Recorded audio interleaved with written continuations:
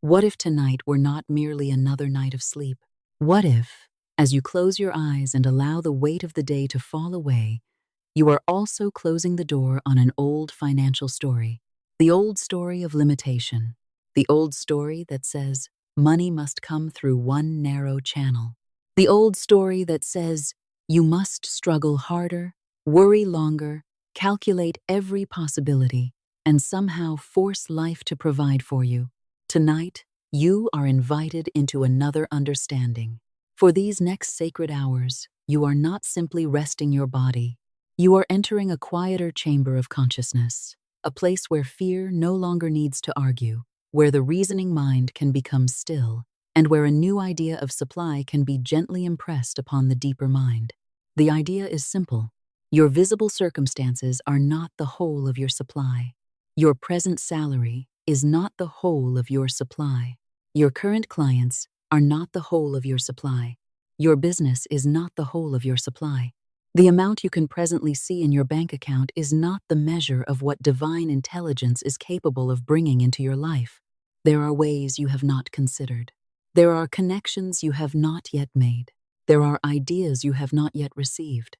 There are opportunities that may already exist but have remained invisible because your attention has been trained upon limitation rather than possibility.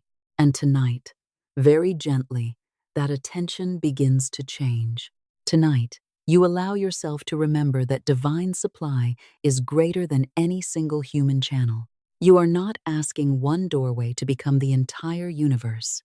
You are allowing infinite intelligence to reveal other doors. You are allowing right ideas to come.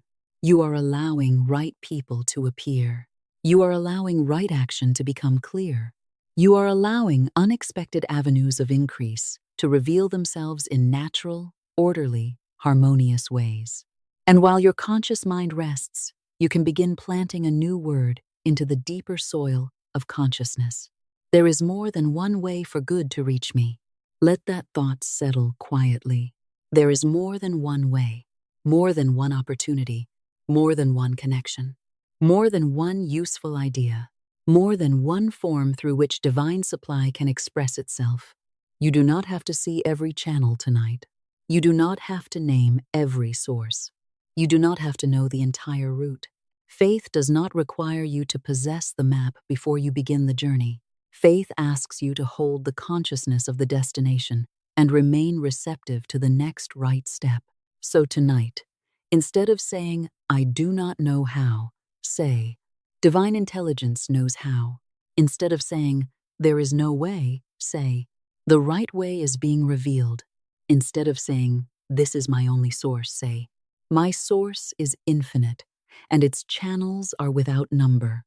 Instead of saying, "Nothing is changing," say, "Divine order is working even where I cannot yet see it."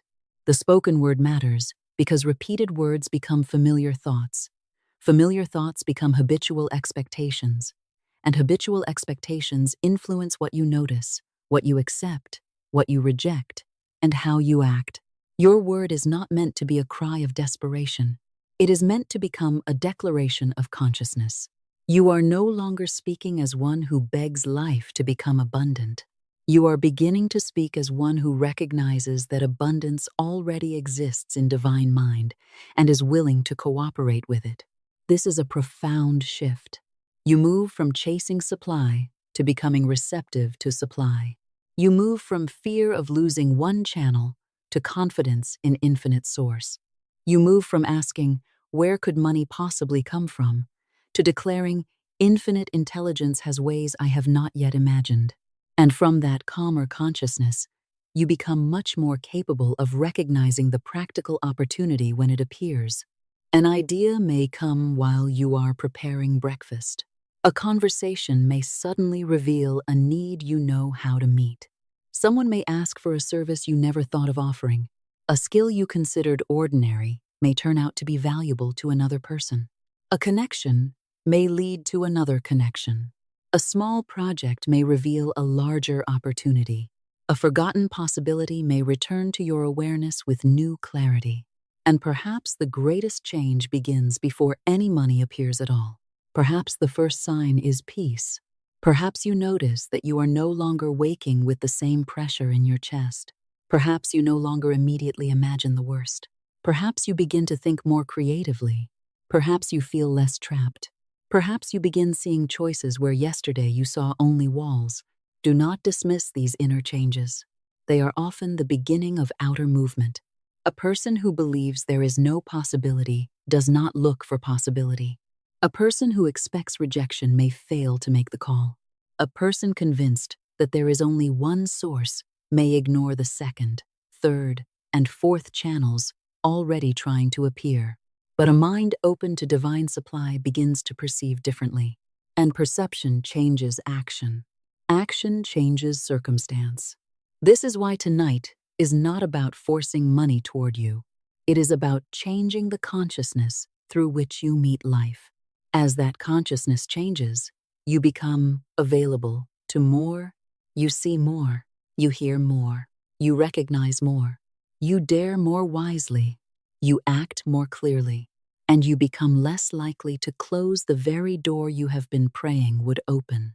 So now, gently, make an inner commitment, not a frightened bargain, not a superstitious promise, a quiet decision. For the next 21 nights, you may choose to return again and again to the consciousness of divine supply. 21 nights of replacing the sentence of limitation with the word of possibility. 21 nights of refusing to worship visible conditions.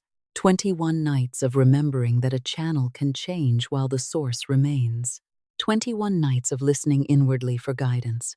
21 nights of training your word to agree with faith rather than fear.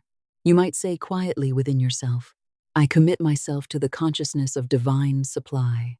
I release the belief that good can reach me through only one channel. I am guided by divine intelligence. Divine order now governs my financial affairs. Right opportunities are revealed to me, and I recognize them clearly. I take right action at the right time. Let those words become seeds. You do not dig up a seed every morning to see whether it is growing. You plant it. You nourish it. You allow it to work in the unseen.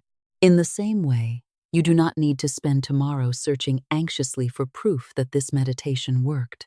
Anxious proof-seeking is simply another form of doubt.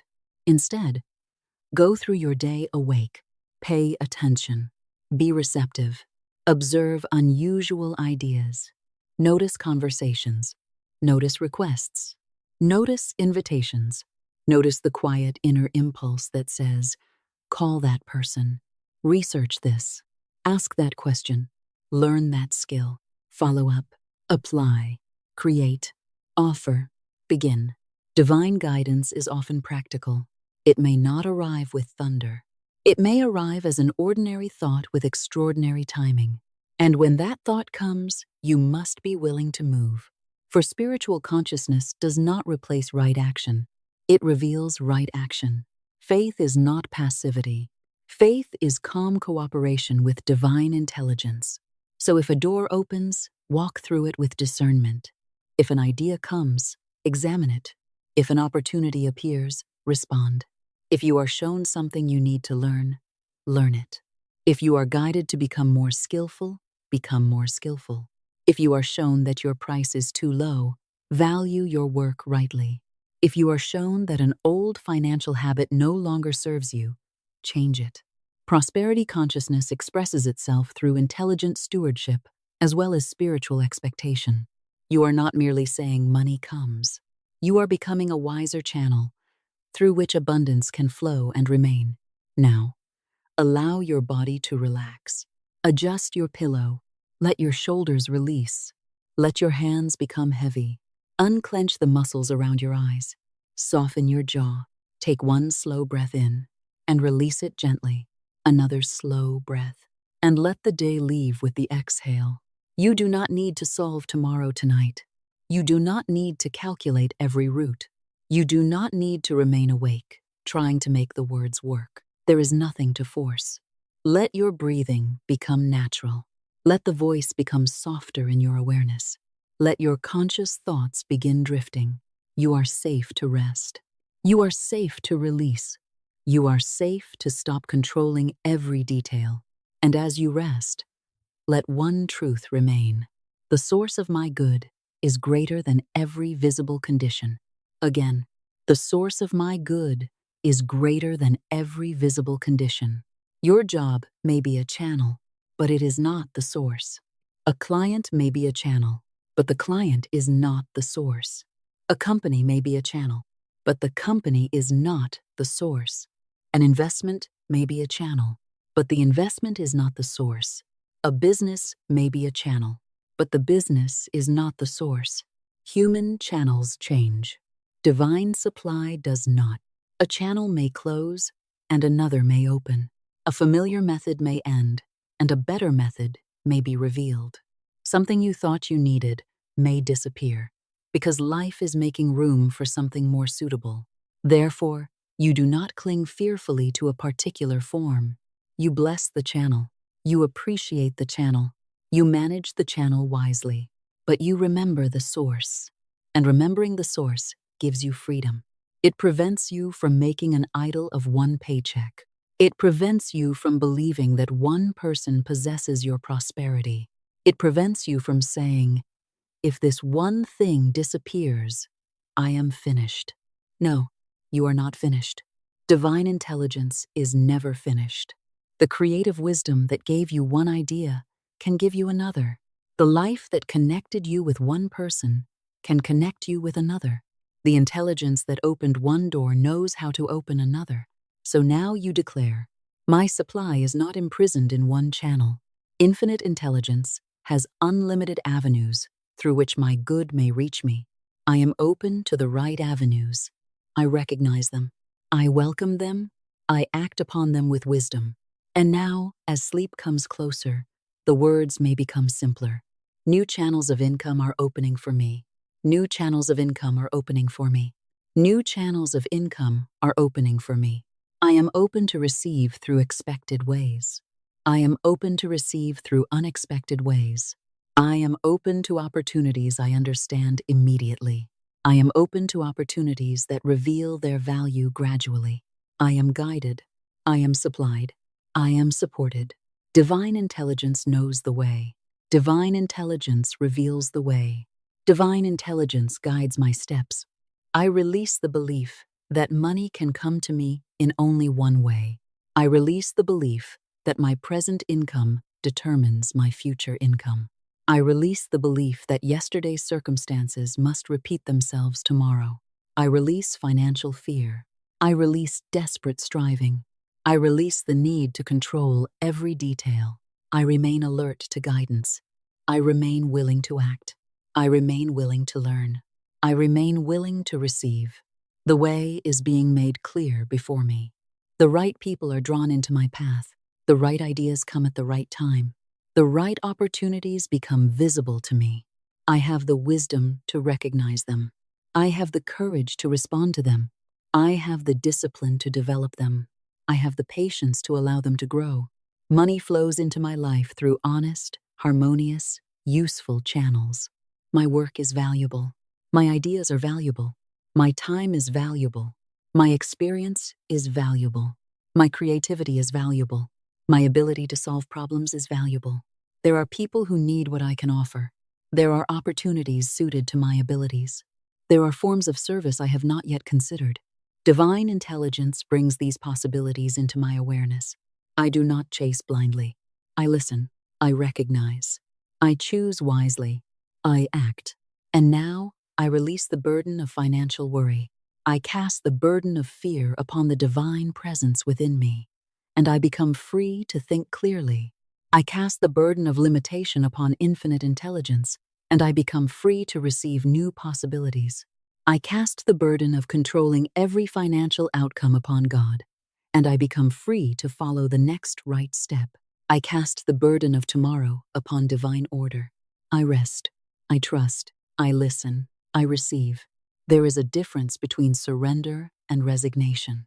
Resignation says, nothing can be done.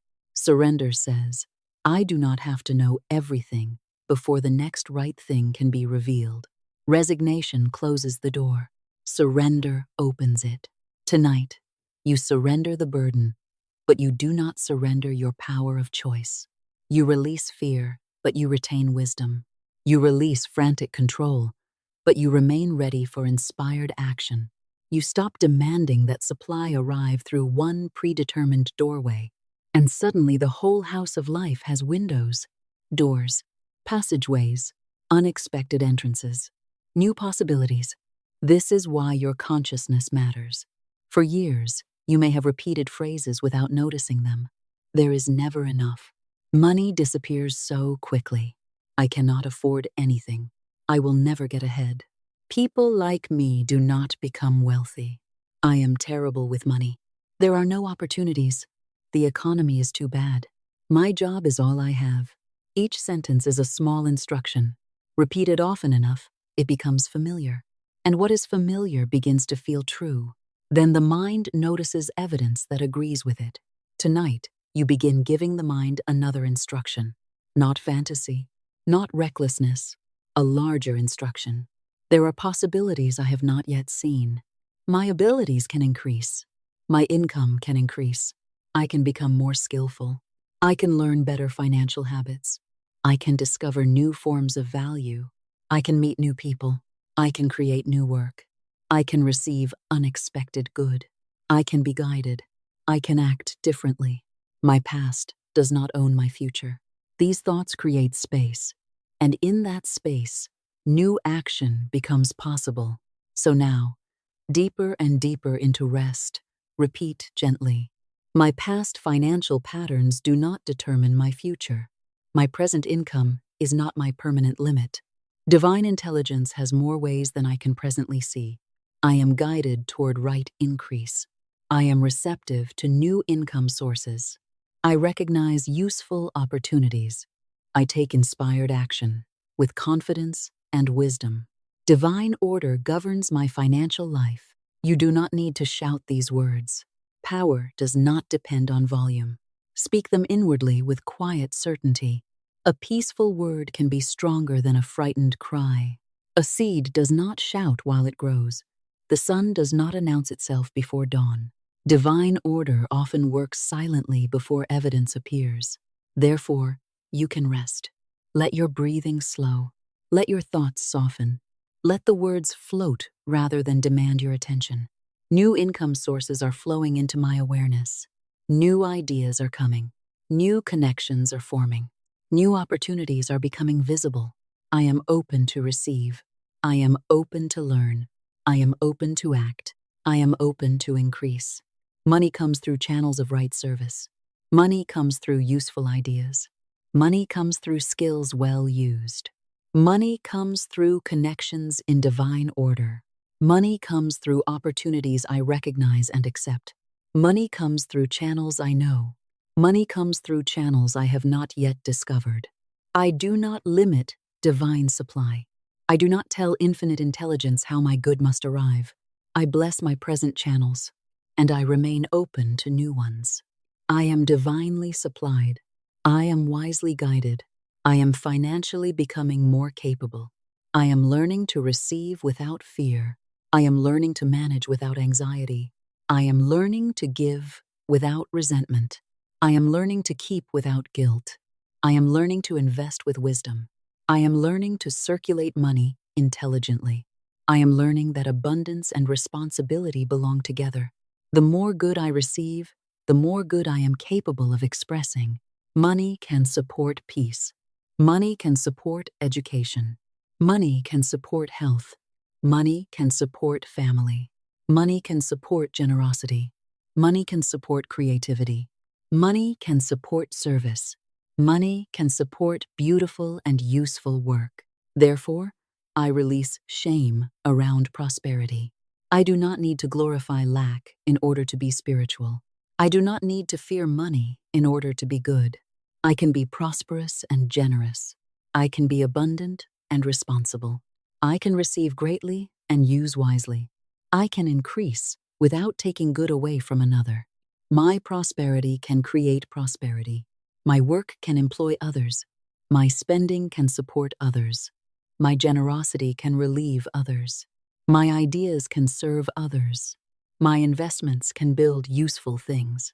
My abundance can become a channel through which abundance circulates. There is enough divine substance. There is enough intelligence. There are enough ideas. There are enough possibilities.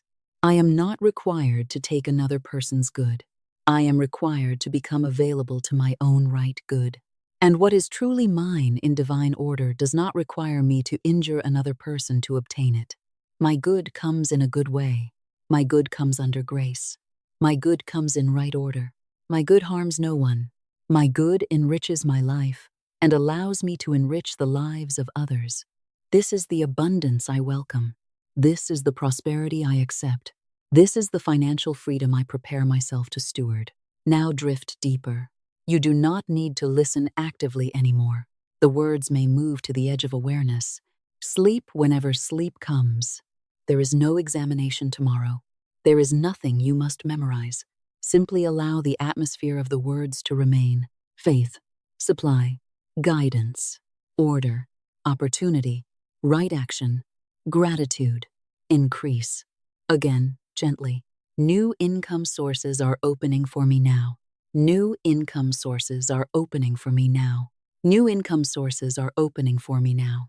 I am open to receive income through unlimited right channels. I am open to receive income through unlimited right channels. Divine intelligence reveals opportunities suited to me. Divine intelligence gives me the wisdom to recognize them.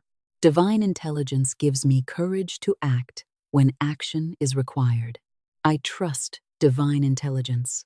I release attachment to one particular channel. I release the belief that money must always arrive in the same form. I release the belief that financial increase must be difficult. I release the belief that struggle is the price of worthiness. I allow my work to become more valuable. I allow my income to expand. I allow new forms of service to reveal themselves. I allow myself to be compensated fairly. I allow myself to receive. I am free to receive from many right channels. New opportunities are forming. New opportunities are appearing. New opportunities are becoming visible to me. I recognize opportunity. I recognize value. I recognize timing. I recognize guidance. I recognize the next step. I act with confidence. I act without desperation. I act from inner certainty. Money circulates through my life naturally. I give wisely. I receive graciously. I save intelligently. I invest thoughtfully. I spend consciously. I bless money as it comes. I bless money as it goes. I keep myself in the consciousness of circulation rather than fear. I refuse to curse the very thing I desire to receive. I no longer say, money is terrible. I no longer say, money causes nothing but trouble. I no longer say, only dishonest people become wealthy. I no longer say, if I have more, someone else must have less. I bless money as a useful instrument. I bless right income. I bless honest prosperity. I bless abundance used with wisdom. And therefore my relationship with money becomes peaceful. There is no war within me. There is no conflict between spirituality and prosperity. I can love God and prosper. I can serve others and prosper. I can live simply and prosper. I can create beautifully and prosper. I can be generous and prosper. I can receive and prosper. I can rest and still remain receptive to good. The divine source is not exhausted because I sleep. Life does not stop arranging possibilities because my eyes are closed. Tomorrow still contains conversations I have not had. Tomorrow still contains ideas I have not thought. Tomorrow still contains people I have not met. Tomorrow still contains opportunities I have not recognized. Therefore, I do not judge tomorrow by yesterday. I do not judge the future by the evidence of this moment. I give divine intelligence room to surprise me. I give life room to bring something new. I give myself permission to see differently. And so, as you move towards sleep, imagine for a moment that you are standing before a long corridor. Behind you are the financial stories you already know, the disappointments, the missed chances, the mistakes, the months that were difficult, the money you lost, the opportunities that failed, the fear you carried. You do not have to fight these memories. Simply bless the lessons and let the corridor behind you become quiet. Ahead are doors, many doors. You cannot read every sign yet. You cannot see where every doorway leads. That is all right. One door begins to glow softly, not dramatically, simply enough for you to notice. This is the next right door. You do not need the 10th door tonight. You need the next one. Divine intelligence always knows the next right door, and when the time comes, you will see it. You will recognize it. You will know enough to take the next step. That is sufficient. You are not required to control the entire future. You are required to cooperate with the guidance available now. So say, "The way is made clear before me. The right door opens at the right time. I recognize divine guidance. I move with faith and wisdom. Divine order now governs every part of my financial life. And now sleep. Rest deeply. Allow everything unnecessary to fall away. Your worth is not being decided tonight. You are already worthy of peace. You are already worthy of guidance. You are already worthy of the opportunity to grow. You are already worthy of receiving compensation for genuine value. You are already worthy of learning a new financial pattern. You do not have to punish yourself for previous mistakes. Forgive yourself. Perhaps you spent unwisely. Forgive yourself and learn. Perhaps you trusted someone you should not have trusted. Forgive yourself and become wiser. Perhaps you stayed too long in work that undervalued you. Forgive yourself and choose differently when the way becomes clear. Perhaps fear caused you to miss an opportunity. Forgive yourself. Another opportunity can come. Perhaps you lost money. Money is not your life. Your intelligence remains. Your creativity remains. Your ability to learn remains. Your capacity to begin again remains. Divine intelligence remains. Therefore, your future is not closed. Say gently, "I forgive myself for past financial mistakes. I release shame. I release regret. I keep the wisdom. I release the pain. I bless the past and let it go. I am free to create a different future. I am free to receive new good. I am free to make wiser choices. I am free to prosper."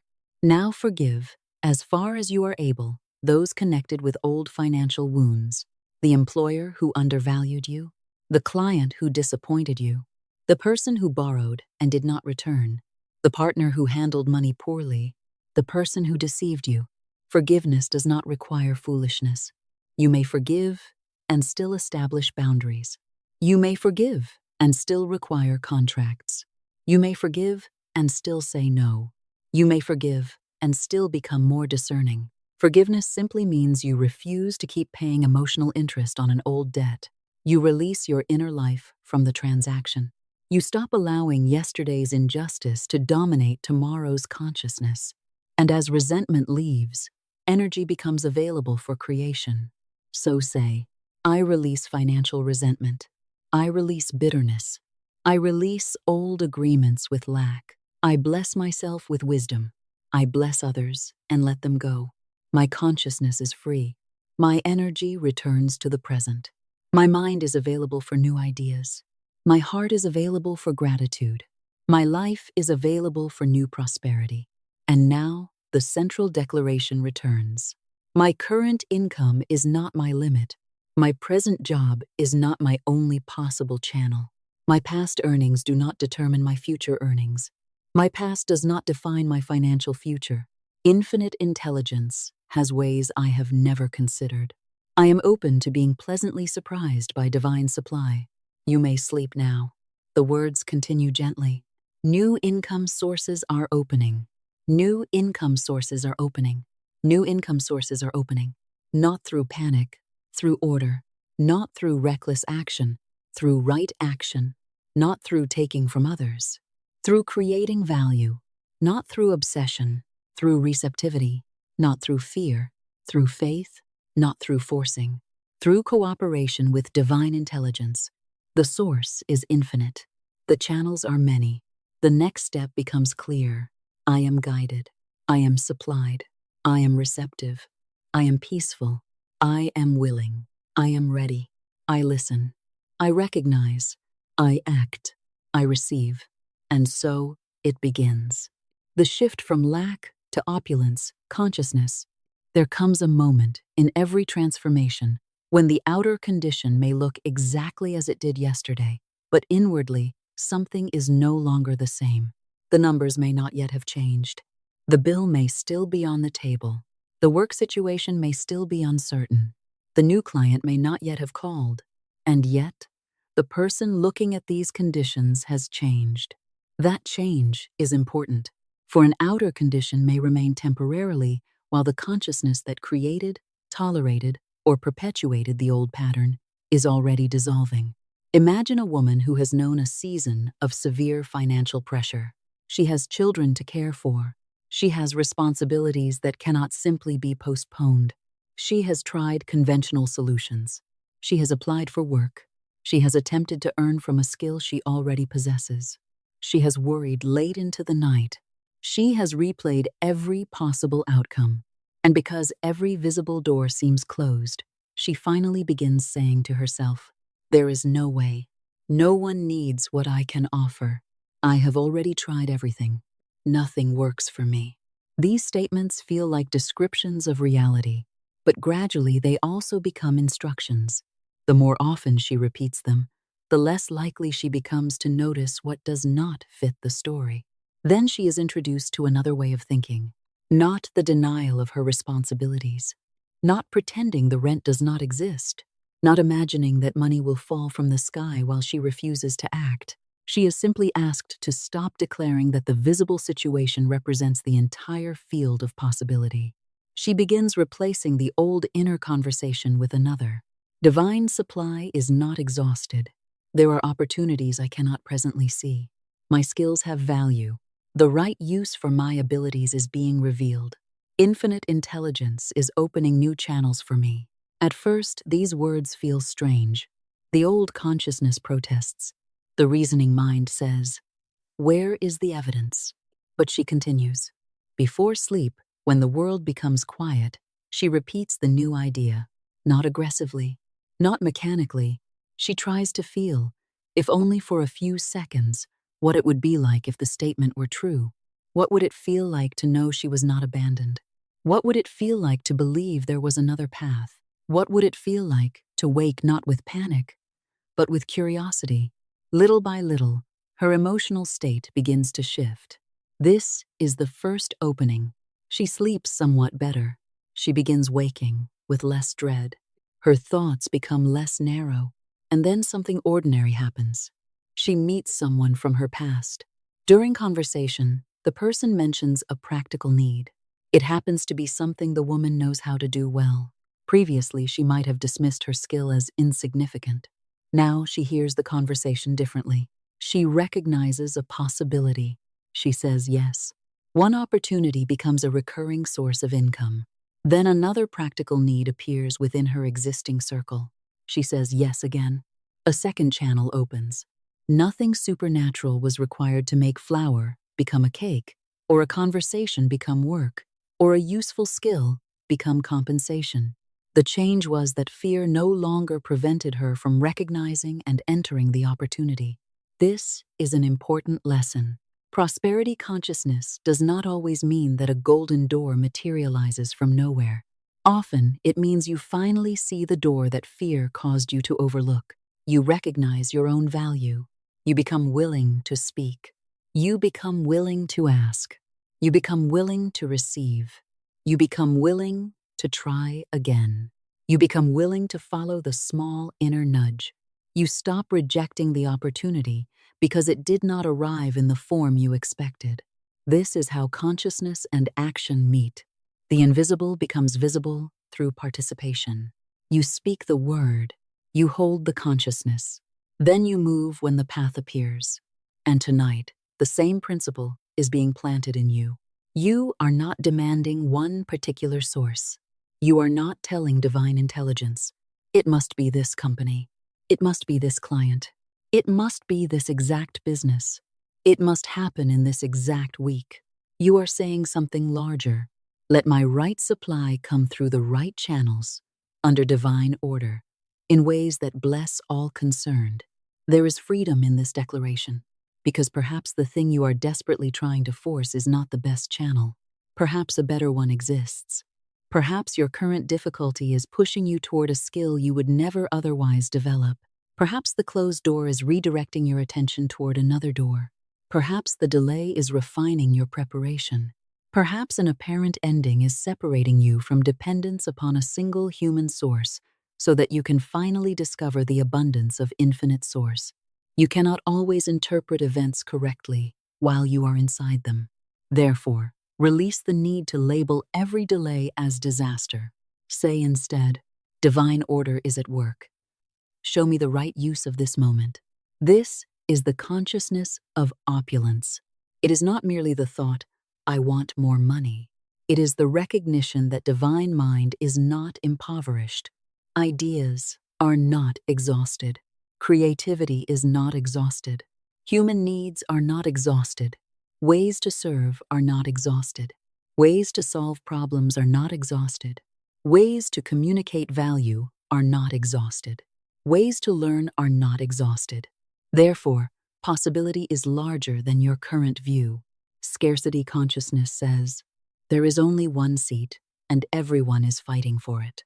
Opulence consciousness asks, what if I build another table? Scarcity says, if this customer leaves, I lose everything. Opulence says, I will serve this customer well, but my source is greater than one customer. Scarcity says, I have no useful skills. Opulence asks, what can I learn? Scarcity says, no one will pay me. Opulence asks, what problem can I solve so well that payment becomes a natural exchange of value? Scarcity says, I missed my chance. Opulence says, divine intelligence is not limited to one chance. Scarcity says, I am too old. Opulence says, experience itself can become value. Scarcity says, I am too young. Opulence says, I can learn rapidly and begin where I am. Scarcity says, I do not know the right people. Opulence says, the right connections can form. Scarcity says, I cannot see the path. Opulence says, I need only the next step. This is the mental atmosphere you are creating tonight. And now, the affirmations can become slower, simpler, like waves. I live in an abundant universe. Divine mind knows no shortage of ideas. Divine intelligence knows no shortage of solutions. There is always another possibility. There is always another idea. There is always another connection.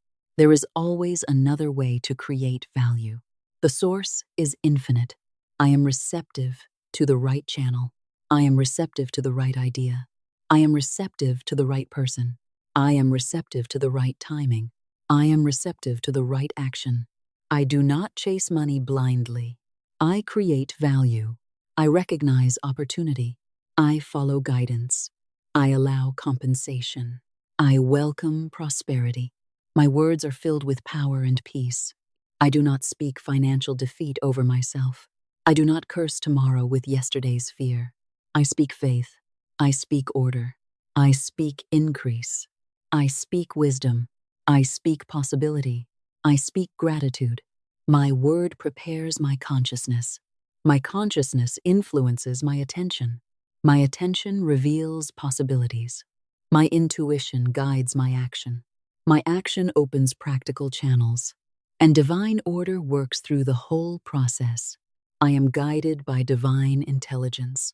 My words are filled with power and peace. Divine order now governs every part of my life. I speak only the word of faith, abundance, wisdom, and right action. The way is made clear before me. And now let yourself drift even deeper. Nothing more is required of you tonight. There is a power in becoming still enough to stop repeating the problem. There is a power in allowing a different word to occupy the space where worry once lived. There is a power in gratitude before visible evidence. Not gratitude for hardship itself. Gratitude for the intelligence that can guide you through it. Gratitude for the abilities you already possess. Gratitude for the abilities you can still develop. Gratitude for the people who have supported you. Gratitude for every honest dollar that has ever reached you. Gratitude for every lesson. Gratitude for every small indication that your life contains more support than fear would have you believe. Every payment is evidence of circulation. Every gift is evidence of circulation. Every opportunity is evidence of circulation. Every useful idea is evidence of circulation. Every saved expense is evidence of circulation. Every person who recommends you is evidence of circulation. Every door that opens is evidence of circulation. Train yourself to notice good. What you appreciate becomes more visible to you, and what becomes visible can be developed. So tonight, I give thanks for the new ideas forming. I give thanks for the right opportunities becoming visible. I give thanks for honest income. I give thanks for wise increase. I give thanks for divine guidance. I give thanks for the ability to recognize my good. I give thanks before I see the whole answer. I give thanks because the source is greater than the problem. Thank you, thank you, thank you. Now sleep. Let the words become distant. Let the body become heavy. Let the mind stop trying. And somewhere beneath conscious thought, allow this simple pattern to remain. New income sources are opening in divine order. New income sources are opening in divine order. New income sources are opening in divine order. I am open. I am ready. I am willing. I am guided. I am supplied. I am grateful. I receive.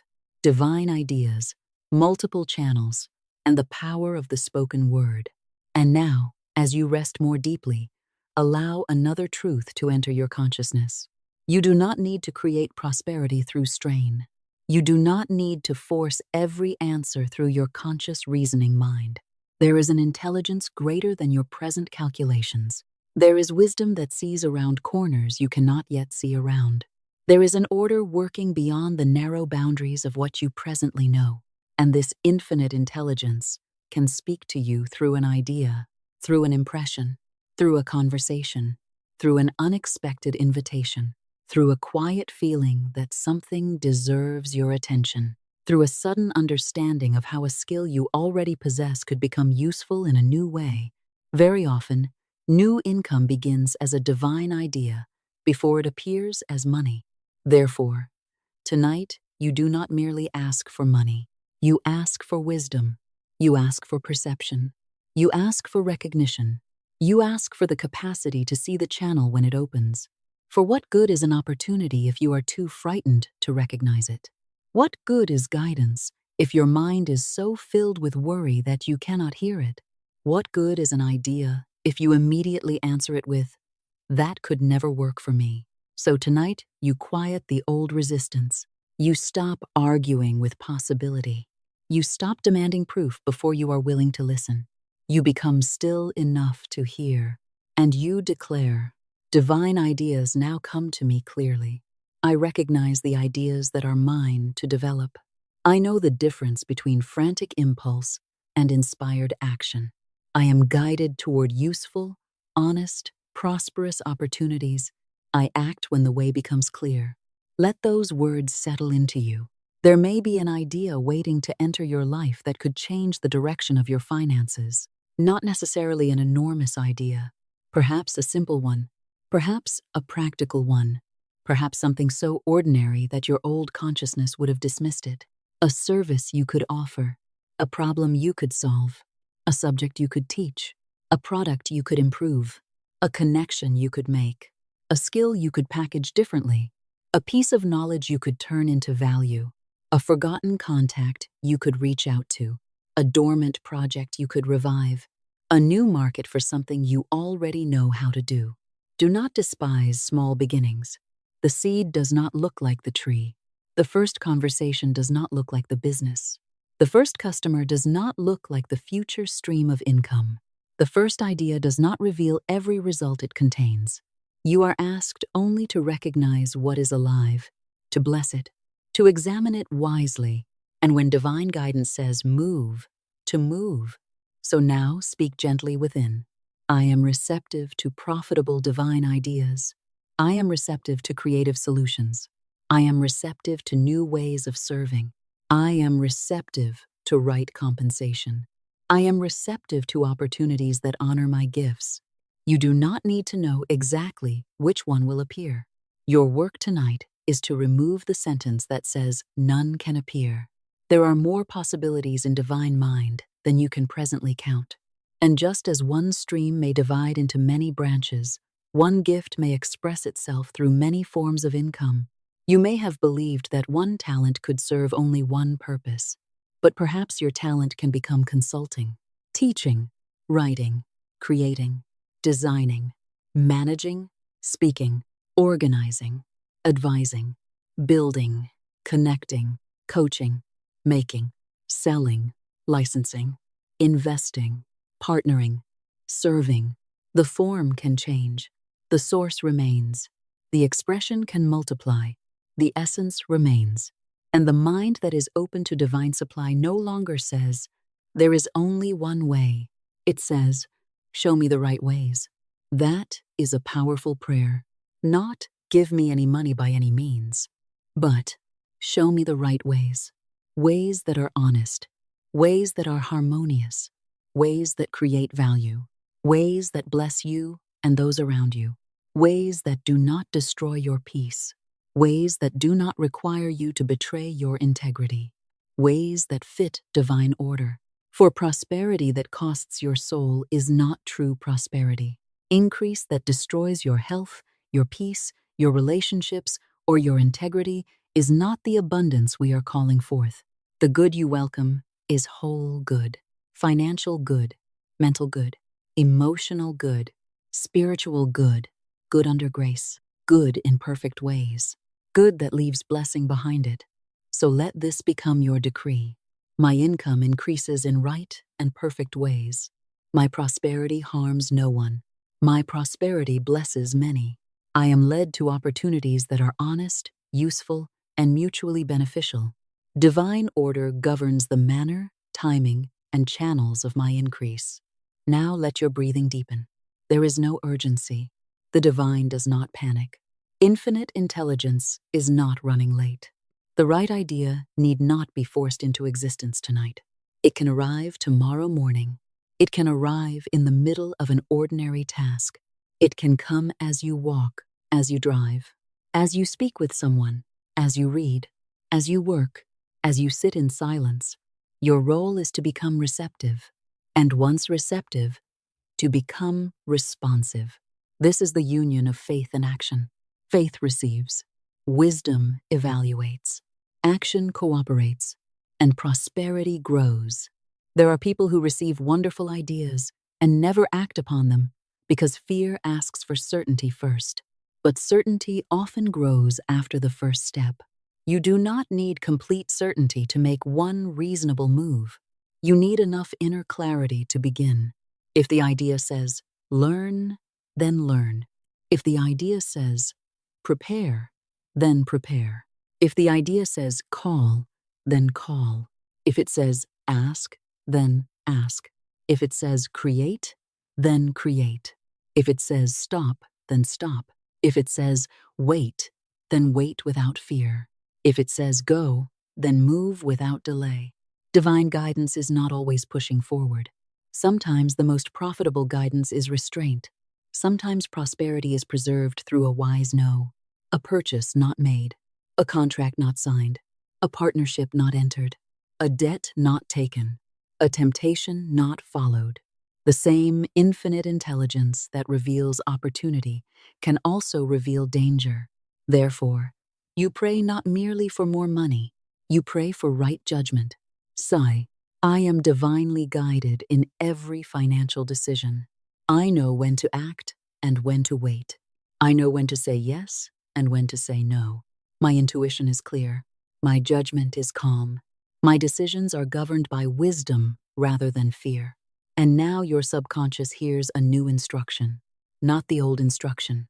Money is confusing. Money frightens me. I always make the wrong decision. Instead, I am capable of learning. I am capable of wise stewardship. I become more skillful with money every day. Divine intelligence works through my practical intelligence. I handle increase wisely. This is important, for prosperity is not merely receiving more. Prosperity is also becoming capable of keeping, managing, circulating, and multiplying good responsibly. If more comes into a consciousness that does not know how to hold it, the increase may disappear as quickly as it arrived. Therefore, tonight you prepare not only to receive, you prepare to steward. You become the person capable of carrying more responsibility, more opportunity, more influence, more resources, more financial power, and you declare, I am a wise steward of divine substance. I manage what I have with intelligence. I honor what comes into my hands. I use money consciously. I save with wisdom. I invest with discernment. I give with joy. I receive without guilt. There is balance here. Money is not meant to be worshipped, and money is not meant to be feared. It is a form of exchange, a tool, a symbol of value moving through human affairs. It can be used badly. It can be used beautifully, and you choose to use it beautifully. You choose to make money an instrument of order rather than anxiety. You choose to make money a servant rather than a master. You choose to bless it when it arrives, to direct it wisely while it is with you, and to release it without fear when it is rightly spent, invested, given, or circulated. This is divine circulation. Money comes, money goes. Value comes, value goes. Service goes out, compensation returns. Generosity goes out, blessing returns in forms that cannot always be measured. Nothing healthy remains stagnant. The blood circulates, the air circulates, the water circulates, life circulates. And so you allow money to circulate under wisdom. You no longer clutch it in terror. You no longer spend it unconsciously. You no longer curse it. You no longer worship it. You bless it. You guide it. You respect it. You use it. And you allow more good to enter because you are becoming a trustworthy channel. Repeat slowly. Money circulates through my life in divine order. I receive abundantly. I use wisely. I give joyfully. I save intelligently. I invest thoughtfully. I remain in perfect circulation. There is enough movement, enough air, enough space, enough trust. Now think of every dollar, every pound, every euro, every peso, every unit of currency that comes into your life as a messenger. It says, value has moved, exchange has occurred, supply has reached you through one channel. And instead of saying, this is not enough, you begin by saying, thank you. Not because you settle for less, not because you deny the desire for more, but because gratitude keeps consciousness connected to supply rather than complaint. You can desire increase while blessing what is present. In fact, that is a far more powerful state. You say, thank you for what has come. Thank you for what is coming. Thank you for the wisdom to use it well. Gratitude is not passive. Gratitude creates an atmosphere in which you can clearly perceive what is working. And when you see what is working, you can strengthen it. If one client values your service, be grateful and learn what created that value. If one product sells, be grateful and observe why. If one skill brings income, be grateful and deepen it. If one connection opens a door, be grateful and treat the relationship with integrity. Gratitude and intelligence work together. You do not merely say thank you and go to sleep forever. You say thank you, and then you become a wiser participant in the good you have received. Now allow yourself to hear. Everything I need to know is revealed in the right time. Everything I need to do becomes clear in the right time. The right resources appear in the right time. The right connections are made in the right time. The right doors open in the right time. You are learning trust in divine timing. There is a difference between delay and denial. You have often confused them. Because something did not appear immediately, you assumed it would never appear. Because the first attempt did not succeed, You called the entire idea a failure. Because one person said no, you decided no one would say yes. Because one door closed, you decided there were no doors. But divine timing may be organizing what you cannot presently see. Perhaps you are being prepared. Perhaps another person is being prepared. Perhaps circumstances are aligning. Perhaps your understanding must deepen.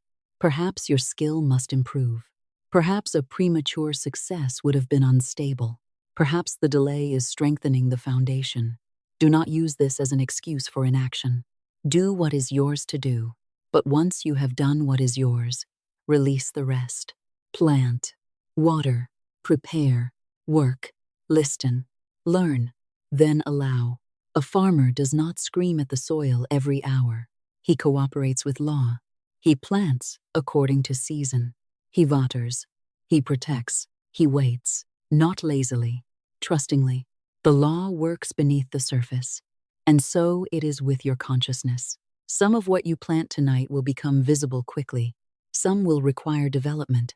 Some ideas will prove useful immediately. Others will become valuable later.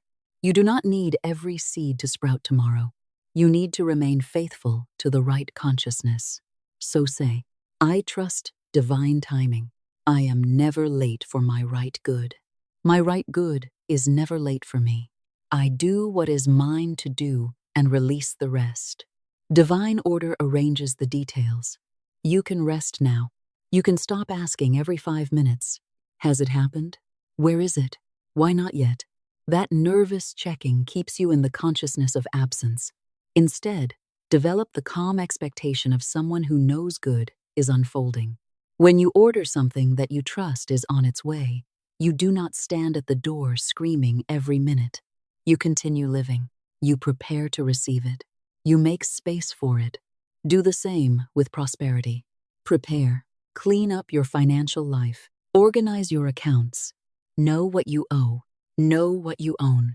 Know what comes in. Know what goes out. Develop skills. Strengthen your work. Improve your service. Clear unnecessary clutter. Release financial avoidance. Prosperity consciousness likes order. Divine order can express more freely through an orderly channel. And so, I bring order to my finances. I face numbers calmly. I handle bills responsibly. I know what is happening with my money. I make decisions from clarity rather than avoidance. Divine order is visible in my financial affairs. Perhaps this is a new idea for you. You may have thought spirituality meant avoiding practical numbers, but divine intelligence is practical.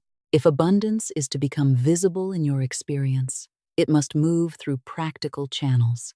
Invoices, budgets, contracts, prices, savings, accounts, investments, agreements, work, value, service. Numbers do not oppose spirituality. Numbers can become instruments of stewardship, so you bless them. You are no longer afraid to look. You are no longer ashamed to know. You bring light into every financial corner, and what is brought into light can be transformed. Now breathe slowly. Let all pressure leave. You do not have to fix everything tonight. Tonight you establish the consciousness from which better decisions will come. Tomorrow, you may take one small practical step, one call, one calculation, one application, one correction, one conversation, one page of study, 1 hour of focused creation, one bill organized, one unnecessary expense canceled, one new offer written, one portfolio improved, one skill practiced. Small right actions repeated become large changes. And when those actions arise from a consciousness of abundance rather than panic, they carry a different energy. They are cleaner, more focused, more intelligent. Now hear these words. My subconscious mind is learning prosperity. My subconscious mind is learning confidence. My subconscious mind is learning wise action. My subconscious mind is learning to recognize opportunity.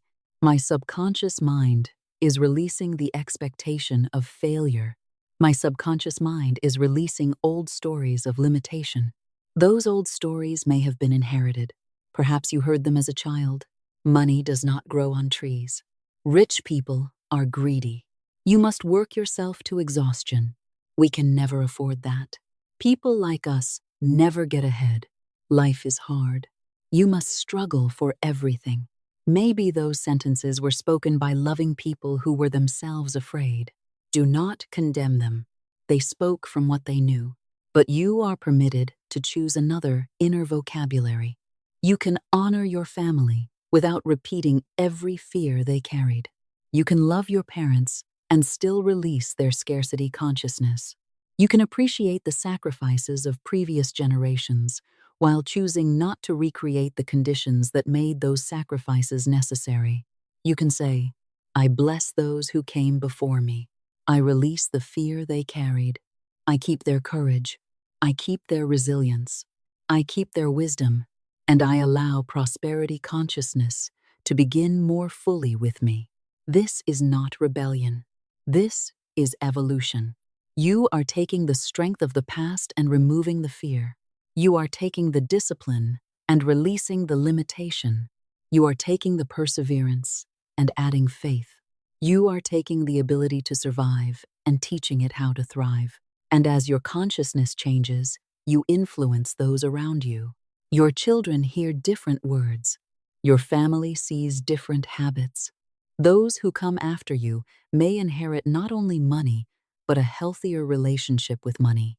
This is a deeper prosperity, not merely leaving numbers behind, leaving wisdom, leaving confidence, leaving stewardship, leaving the understanding that one setback does not end supply, leaving the expectation that ideas can be developed, leaving the knowledge that skills matter, leaving the habit of saving, leaving the courage to invest wisely, leaving the faith to begin again.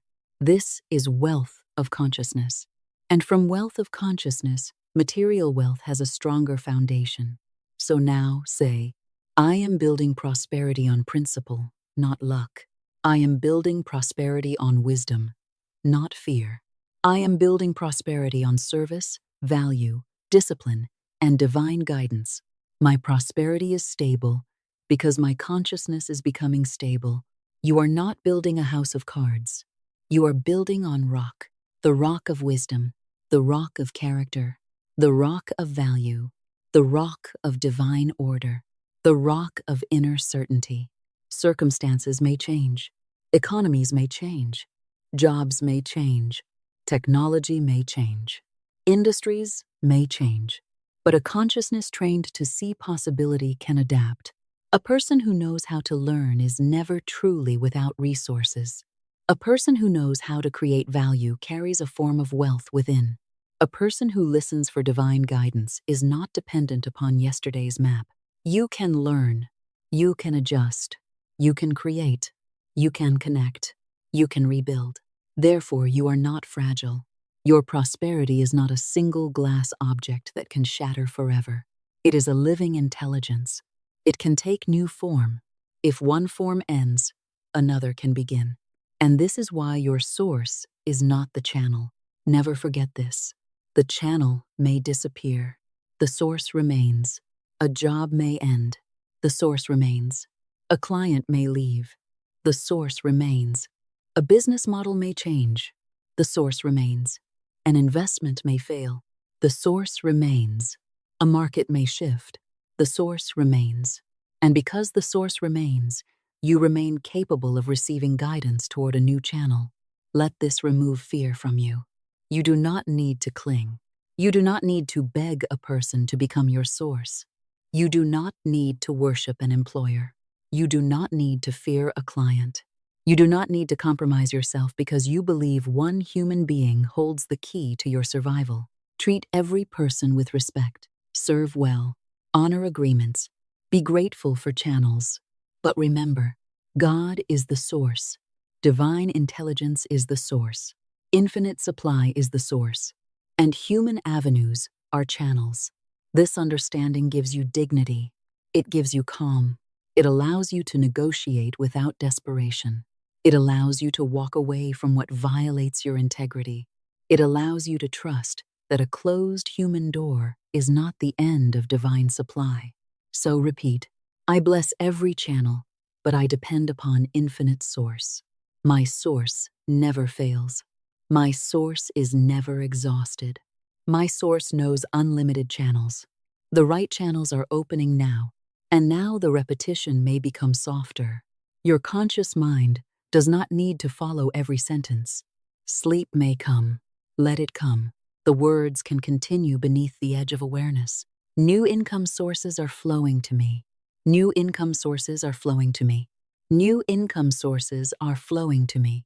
Money comes through expected channels. Money comes through unexpected channels. Money comes through known opportunities. Money comes through opportunities I have not yet imagined. Divine ideas come to me. Divine ideas come to me. Divine ideas come to me. I recognize them. I understand them. I act upon the right ones. My skills create value. My ideas create value. My service creates value.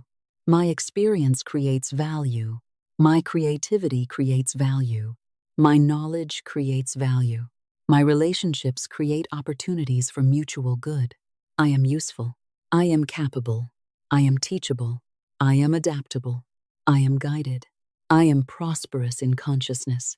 And because I am prosperous in consciousness, I behave differently. I speak differently. I notice differently. I choose differently. I act differently. I manage differently. I receive differently. I no longer reject good because it arrives in a surprising package. I no longer say, that cannot be for me. I ask, is this mine to explore? I listen. I discern. I respond. New income may come through my present work. New income may come through a new project. New income may come through a skill. New income may come through a partnership. New income may come through an investment chosen wisely. New income may come through intellectual property. New income may come through a referral. New income may come through an unexpected bonus. New income may come through a new customer. New income may come through a new audience. New income may come through a creative solution. New income may come through a divine appointment. New income may come through a channel I cannot yet name. I am open to all right channels. I welcome them. I bless them. I receive them with gratitude. There is no shortage in divine mind. There is no shortage of ideas in infinite intelligence. There is no shortage of possibilities in creative life. I do not compete with the whole world for one tiny portion. I contribute unique value. I develop what has been placed within me. I give my best, and my right compensation finds me through divine order. I am worthy of being paid fairly. I am worthy of prospering through useful work. I am worthy of financial peace. I am worthy of a life with margin. I am worthy of savings. I am worthy of stability. I am worthy of choice. I am worthy of freedom. My worth does not depend upon my current bank balance. My bank balance is a condition. My worth is deeper than condition. Therefore, I do not use money to measure my value. I use money as a tool. I increase because I am willing to become more useful, more conscious, more disciplined, and more receptive. I am not ashamed of increase. I am grateful for increase. Increase allows me to do more good. Increase allows me to breathe more freely. Increase allows me to make decisions from wisdom rather than panic. Increase allows me to help. Increase allows me to build. Increase allows me to prepare. Increase allows me to give. Increase allows me to live with greater peace, and I welcome that good. Now imagine a river, not a violent river, a wide, calm river moving steadily. You stand beside it. This river is divine supply. You do not have to create the water. You do not have to push the river. You simply stop blocking your own channel. Fear was a stone. Shame was a stone. The belief that money could come only one way was a stone. The belief that you were unworthy was a stone. The belief that prosperity required suffering was a stone. The belief that opportunity belonged to everyone except you was a stone. Tonight, one by one, those stones are being removed, and the water moves more freely. You do not need to know where every drop began. You simply allow the flow. Sigh. I am in divine circulation. I am in perfect flow. I receive. I use. I give. I receive again. There is no stagnation. There is no guilt. There is no fear. There is intelligent movement. Money comes to me now through right channels. I welcome it. I bless it. I manage it well. I multiply good with it. I allow it to support what matters. My home is supported. My family is supported. My work is supported. My future is supported. My generosity is supported. My dreams are supported. My peace is supported. I am divinely supplied. And now another burden leaves. The burden of needing to know when. You may have asked, when will my breakthrough come? When will income increase? When will this opportunity appear? When will the pressure end? Tonight. Release the clock. You have spent enough energy staring at time. Divine timing is part of divine order. Your good does not become better because you panic over its arrival. Do what is yours, then trust. Today may hold a clue. Tomorrow may hold a conversation. Next week may hold a door. Next month may reveal why a previous delay was useful. You do not know, and you do not need to know. Your work is consciousness plus right action. The timing belongs to the larger order. So say, I trust the perfect timing of my prosperity. I do not hurry, divine order. I do not delay my own right action. I act when guided and rest when the work is done. That is balance. You do not force. You do not procrastinate. You cooperate, and cooperation feels very different from struggle. There is effort, but not strain. There is work, but not despair. There is discipline, but not punishment. There is ambition, but not desperation. There is desire, but not fear. This is the consciousness you are entering. A calm prosperity, a grounded prosperity, a spiritually aligned prosperity, a prosperity that can sleep at night, a prosperity that does not need to prove itself, a prosperity that knows there is more, there is enough. I am guided. I am capable. The source is infinite. The channels are many. The next step will be shown. And now, as your body rests, allow the words to become slower. The source is infinite. The channels are many. The source is infinite. The channels are many. Divine intelligence is guiding me. Divine intelligence is guiding me. Divine intelligence is guiding me. New income sources are opening. New income sources are opening. New income sources are opening. I am open to divine ideas. I am open to right opportunities. I am open to new forms of value. I am open to fair compensation. I am open to wise increase. I am open to abundance under grace. Everything that belongs in my life comes in divine order. Everything that does not belong falls away peacefully. I do not cling. I do not chase. I do not beg. I prepare. I listen. I act. I receive. I give thanks. Thank you for the ideas already forming. Thank you for the connections already being arranged. Thank you for the wisdom growing within me. Thank you for the old fears now losing their power. Thank you for the new consciousness taking root. Thank you for the courage to act differently. Thank you for every channel of supply. Thank you for the source behind every channel.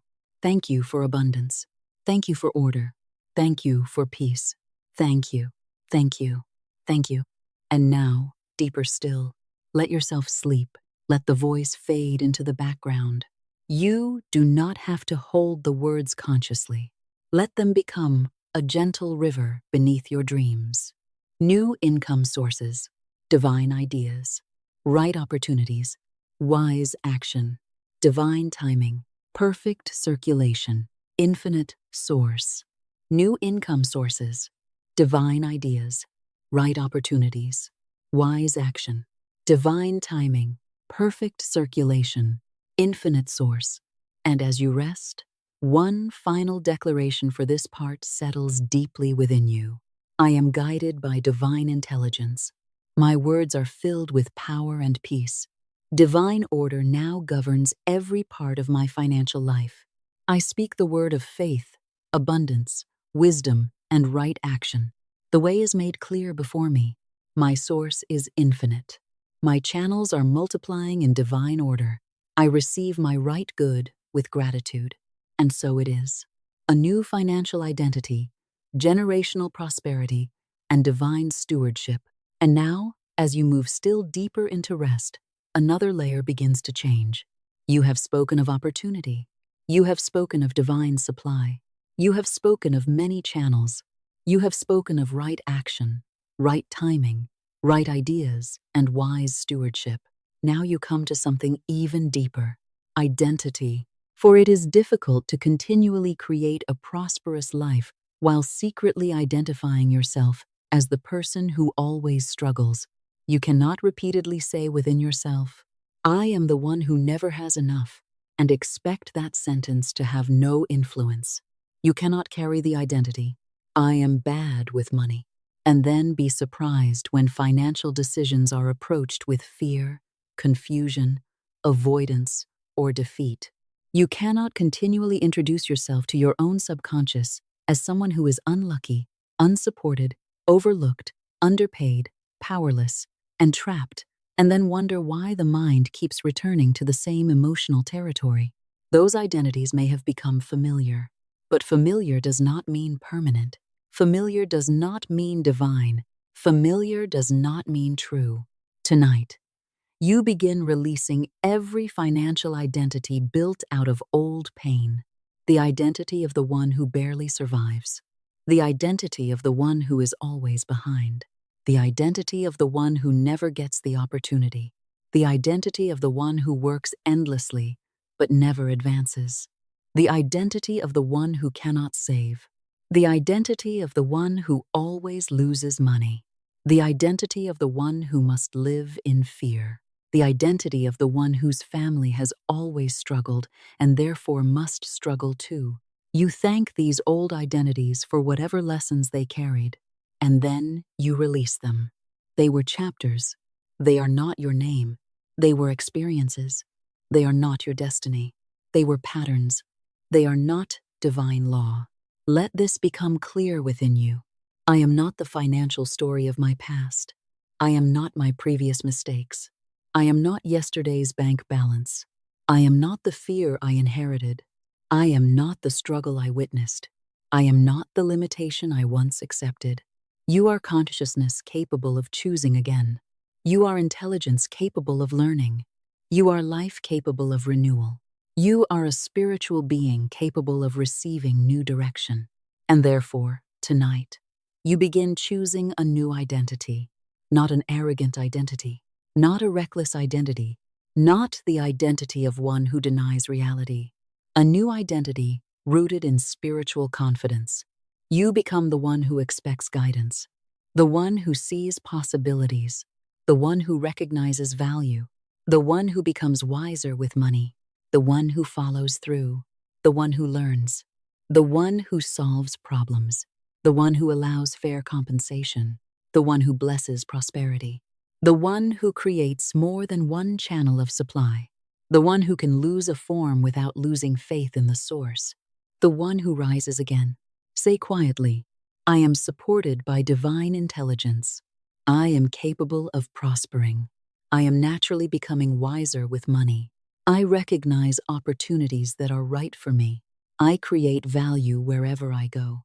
I am open to multiple streams of honest income. I live under divine order. And notice the difference. The old identity waits to be rescued. The new identity listens for guidance and participates. The old identity says, nothing ever works. The new identity asks, what is the next useful step? The old identity sees a problem and becomes smaller. The new identity sees a problem and asks whether a solution can be created. This is one of the great secrets of increase. Prosperity often moves toward the person who becomes useful. Every unsolved problem contains a possibility. Every unmet need contains an opportunity for service. Every confusion contains an opportunity for clarity. Every inefficiency contains an opportunity for improvement. Every inconvenience contains a possibility for innovation. Every person asking, "How can this be easier?" may be revealing a need that someone can answer. And you can become someone who answers. You are a problem solver. You are a creator of solutions. You are capable of seeing where service is needed. Perhaps you organize what is disorganized. Perhaps you explain what others find confusing. Perhaps you create beauty where there was emptiness. Perhaps you save people time. Perhaps you entertain. Perhaps you teach. Perhaps you heal in appropriate ways. Perhaps you build. Perhaps you sell. Perhaps you connect. Perhaps you simplify. Perhaps you lead. Perhaps you repair. Perhaps you design. Perhaps you communicate. Perhaps you tell stories. Perhaps you create systems. Perhaps you create experiences. The form is secondary. The principle is the same. Value given. Value received. Service expressed. Compensation circulated. So instead of asking only, "How can I get more money?" begin asking, "What value can move through me more fully?" That question opens the mind. What problem can you solve more skillfully? What service can you improve? What knowledge can you deepen? What result can you help another person create? What burden can you make lighter? What process can you make easier? What experience can you make better? What beauty can you bring? What order can you create? When prosperity consciousness meets useful service, income has a practical channel through which to move. Therefore, tonight you decree, divine intelligence reveals the needs I am equipped to serve. I see opportunities hidden inside problems. I bring order where there is confusion.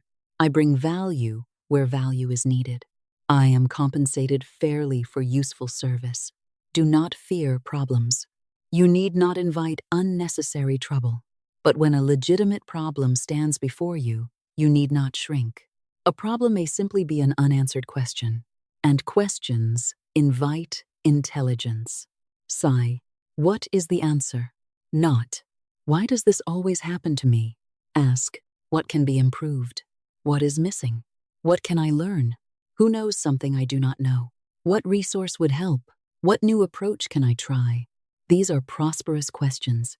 They invite movement. They invite intelligence. They invite creativity. And a creative mind is a financial asset.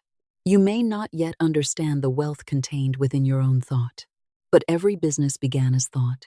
Every useful invention began as thought. Every book began as thought. Every company began as thought. Every service began as thought. Every improvement began as someone imagining that something could be done differently. Therefore, do not say that your inner world is worthless. Your imagination can become a workshop. Your experience can become insight. Your observation can become strategy. Your knowledge can become service. Your creativity can become value. Your value can become income. Sigh. My mind is receptive to prosperous ideas. I honor useful ideas when they come. I develop what divine intelligence gives me. I turn inspiration into right action. I allow good ideas to become tangible good. There is no virtue in receiving a divine idea and then neglecting it forever. Ideas want expression. If you receive one, write it down. If you receive another, investigate it. If something keeps returning to your attention peacefully and persistently, perhaps it deserves examination. You do not have to act on every thought, but neither should you dismiss every thought because it frightens the old identity. The new identity listens, evaluates, learns, then moves. And tonight, you bless this new identity. You no longer call yourself the person who cannot. You become the person who can learn how. That small change is enormous. I cannot closes the door. I can learn opens it. I am terrible with money closes the door. I am becoming wiser with money opens it. There are no opportunities closes the door. I am becoming more skilled at recognizing opportunities opens it. I always fail closes the door. I learn from every attempt and become stronger opens it. The word creates atmosphere. An atmosphere influences action. Choose words that leave doors open. Now allow the body to sink more deeply. You are not striving. You are simply letting these ideas move into the deeper level of consciousness. The old script is losing authority. The old script said, "Money is difficult. There is never enough. I am alone. I do not know what to do. I will always struggle. People like me do not prosper. Opportunity belongs to others. The future is frightening. And now a new script begins. I am guided. There are possibilities. I can learn. I can create value. I can receive. I can manage wisely. I can prosper under divine order. There is more than one channel. Divine intelligence shows me the next step. This new script becomes increasingly natural, not because you force yourself to pretend, because you practice returning to it, day by day, night by night, word by word, decision by decision. You are becoming congruent with a new financial consciousness. Your thoughts begin to agree with your declarations. Your choices begin to agree with your thoughts. Your habits begin to agree with your choices. And gradually your circumstances begin reflecting the new pattern. Prosperity is no longer merely something you wish to have. It becomes something you learn to embody. You become orderly, receptive, responsible, creative, grateful, courageous, disciplined, generous, alert, peaceful. This is wealth consciousness expressed as character. Now allow another truth to enter. Your transformation may not be only for you. Patterns travel through families. Words travel through families. Beliefs travel through families. Fear can be inherited socially and emotionally. But wisdom can travel too. Confidence can travel. Financial literacy can travel. Generosity can travel. Enterprise can travel. Healthy boundaries can travel. A belief in possibility can travel. You may have come from people who survived extremely difficult circumstances. Perhaps scarcity was not imaginary for them. Perhaps they experienced war, loss, poverty, displacement, unemployment, debt, economic hardship.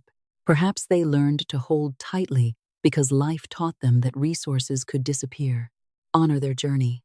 Do not mock their fear. Do not judge what they had to do to survive.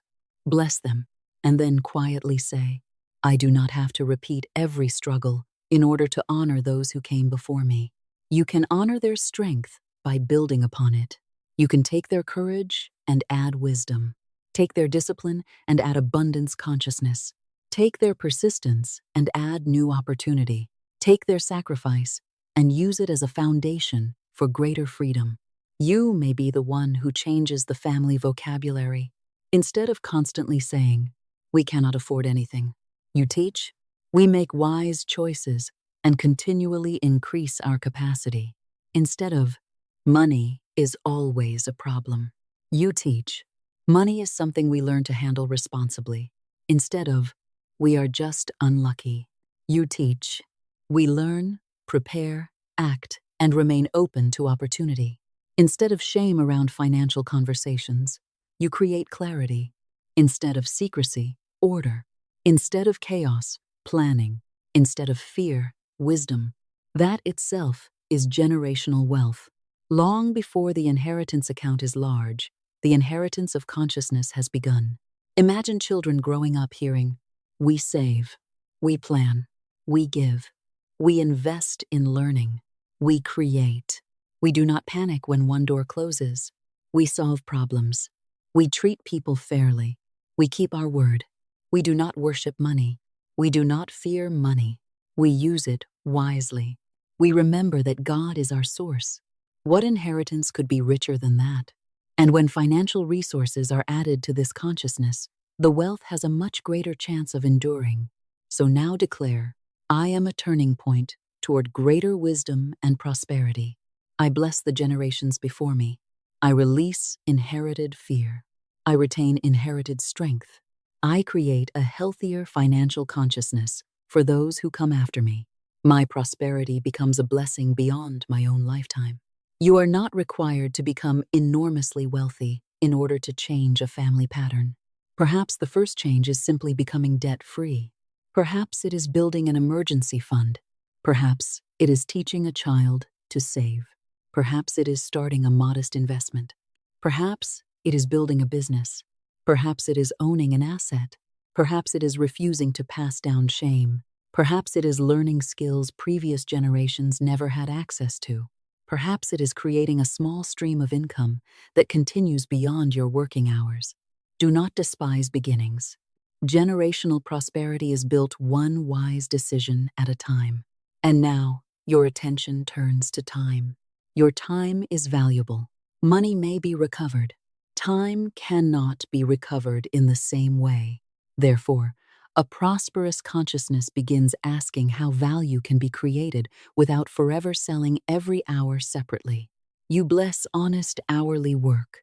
There is dignity in work, but perhaps divine intelligence may also show you forms of value that continue beyond the original hour of effort. A book written once and read many times. A digital product created once and sold repeatedly. A system created once and used repeatedly. An investment producing returns. A property producing income.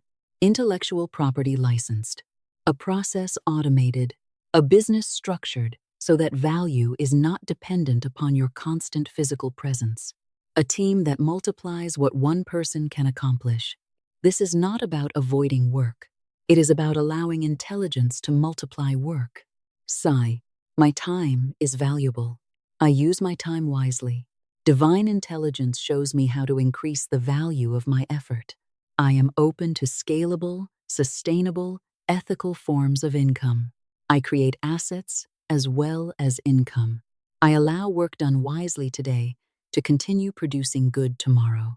There is nothing unspiritual about efficiency. Waste is not holiness. Exhaustion is not proof of worth. You do not need to destroy yourself in order to deserve prosperity. You can work faithfully without worshiping fatigue. You can rest. You can receive. You can allow systems to support you. You can allow investments to work. You can allow intellectual property to work. You can allow capital to work. You can allow teams to work together. You can allow wise structure to multiply human effort. There is a time for labor, and there is a time for harvest. There is a time for sowing, and there is a time for receiving what has grown. Do not reject the harvest because you are addicted to planting. Some people know only how to work. They do not know how to receive. They feel guilty when money arrives without immediate physical effort. But not all value is paid at the exact moment the labor occurs. Perhaps you worked for years developing a skill. Then 1 hour of your time is worth much more because of the years behind it. Perhaps you invested years building an asset. Then that asset begins producing. Perhaps you created something once that continues serving thousands. Receiving later does not mean you did nothing. It means value can travel through time. And sometimes grace also gives beyond calculation. A gift, an inheritance, a bonus, a refund, a favorable opportunity, support you did not expect. You do not have to reject unexpected good to prove you are worthy. You can simply say, "Thank you. I am open to earned income. I am open to investment income. I am open to business income. I am open to creative income. I am open to passive or leveraged income developed wisely. I am open to gifts given freely. I am open to unexpected good. I am open to grace. I receive without shame. I receive with gratitude. And what I receive, I steward." This final sentence is important. What I receive, I steward. Prosperity without stewardship can become chaos. You are not asking simply to possess. You are asking to become capable. You want money to find an orderly home when it reaches you. You want increase to meet wisdom. You want opportunity to meet character. You want abundance to meet responsibility. Therefore, you become a steward of divine substance. You recognize that all resources are temporarily entrusted to human hands. Your body, your time, your talents, your money, your relationships, your opportunities.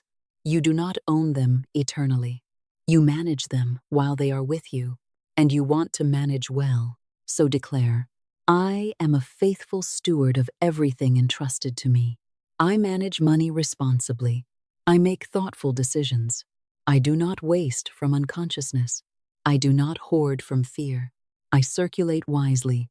I invest carefully. I give deliberately. I prepare for the future. I enjoy the present with gratitude. This is balance. You need not become so afraid of tomorrow that you refuse to live today. And you need not become so consumed with today that tomorrow receives nothing. Prosperity consciousness includes both enjoyment and preparation, giving and saving, receiving and circulating, present joy and future wisdom. There is nothing wrong with enjoying the fruit of your work. You may live beautifully without worshiping luxury. You may enjoy comfort without becoming controlled by comfort. You may buy something lovely without using it to prove your worth. You may travel, rest, celebrate, create experiences, provide generously for yourself and those you love. The question is not whether you enjoy money.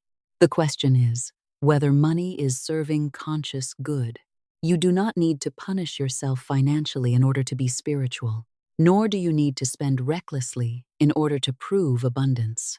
True abundance is peaceful. It does not need display. It does not need validation. It knows there is enough. It chooses from wisdom. So say, I permit myself to enjoy prosperity wisely. I treat myself with dignity. I provide for myself responsibly. I am generous without becoming careless. I save without becoming fearful. I enjoy without becoming wasteful. Divine balance governs my finances. And now perhaps old judgment toward wealthy people begins to dissolve. Maybe you once heard, rich people are selfish. Anyone with money must have done something wrong. Prosperous people do not care about others. These judgments create conflict if you simultaneously desire prosperity. For the subconscious may ask, if wealth makes someone bad, why should I allow myself to become wealthy? Release the contradiction. You do not need to approve of greed. You do not need to admire dishonesty. But do not condemn prosperity itself, because some people use it poorly. Power can be misused. Knowledge can be misused. Influence can be misused. Money can be misused. The misuse does not make the instrument evil. You can choose another relationship. You can prosper with integrity. You can prosper and remain kind. You can prosper and remain humble. You can prosper and give. You can prosper and serve. You can prosper and maintain spiritual depth. Therefore, I bless honest prosperity wherever I see it. I celebrate success created with integrity. Another person's abundance does not threaten mine. Another person's success proves that increase is possible. I release envy. I release judgment. I remain focused upon my own right path. When you see someone prosper, you no longer contract. You may ask, what can I learn? How did they create value? What discipline did they practice? What mistake can I avoid? What principle can I apply in my own way? This keeps consciousness open. Comparison says, they have it, therefore I do not. Prosperity consciousness says, there is more than enough good, and I will learn what is mine to learn. Now the subject of security enters. Perhaps one of your deepest financial fears has been loss. What if I build it and lose it? What if I finally have money and something happens? What if the market falls? What if the business fails? What if someone takes advantage of me? Fear of loss can prevent receiving almost as powerfully as fear of lack. If you secretly believe wealth will only give you something else to lose, you may resist it. So tonight you release the belief that security comes from one fixed pile of money that must never change. True security is deeper. Security is wisdom, adaptability, skill, discernment, faith, diversification, preparation, strong habits, divine guidance. If one form changes, you are not destroyed. Substance can take another form. If one stream slows, another can be developed. If one investment performs poorly, you learn. If one business changes, you adapt. If one chapter ends, consciousness remains creative. This does not mean you ignore risk. Wisdom manages risk. You insure appropriately. Diversify appropriately. Research. Seek qualified counsel where needed. Protect agreements. Keep records. Avoid foolish speculation. Spiritual faith and practical prudence are friends. So declare, my financial life is protected by wisdom and divine guidance. I make prudent decisions. I learn before I commit. I diversify wisely. I protect what has been entrusted to me. I do not live in fear of loss. Forms may change, but divine supply remains. This truth gives peace. You do not need to clutch every form. Supply is alive. Your intelligence is alive. Your relationship with divine guidance is alive. Therefore, your future is not dependent upon preserving every present circumstance forever. Let that take pressure from your body. Your shoulders can soften. Your breathing can slow. You are not guarding the whole universe tonight. Infinite intelligence does not need you awake in order to remain intelligent. Rest, rest, rest. Now your consciousness turns once more toward divine timing. Perhaps part of you wants everything tonight. Every debt gone, every income stream opened, every investment successful, every opportunity visible, every question answered. But transformation is not always loud. Sometimes it begins in silence.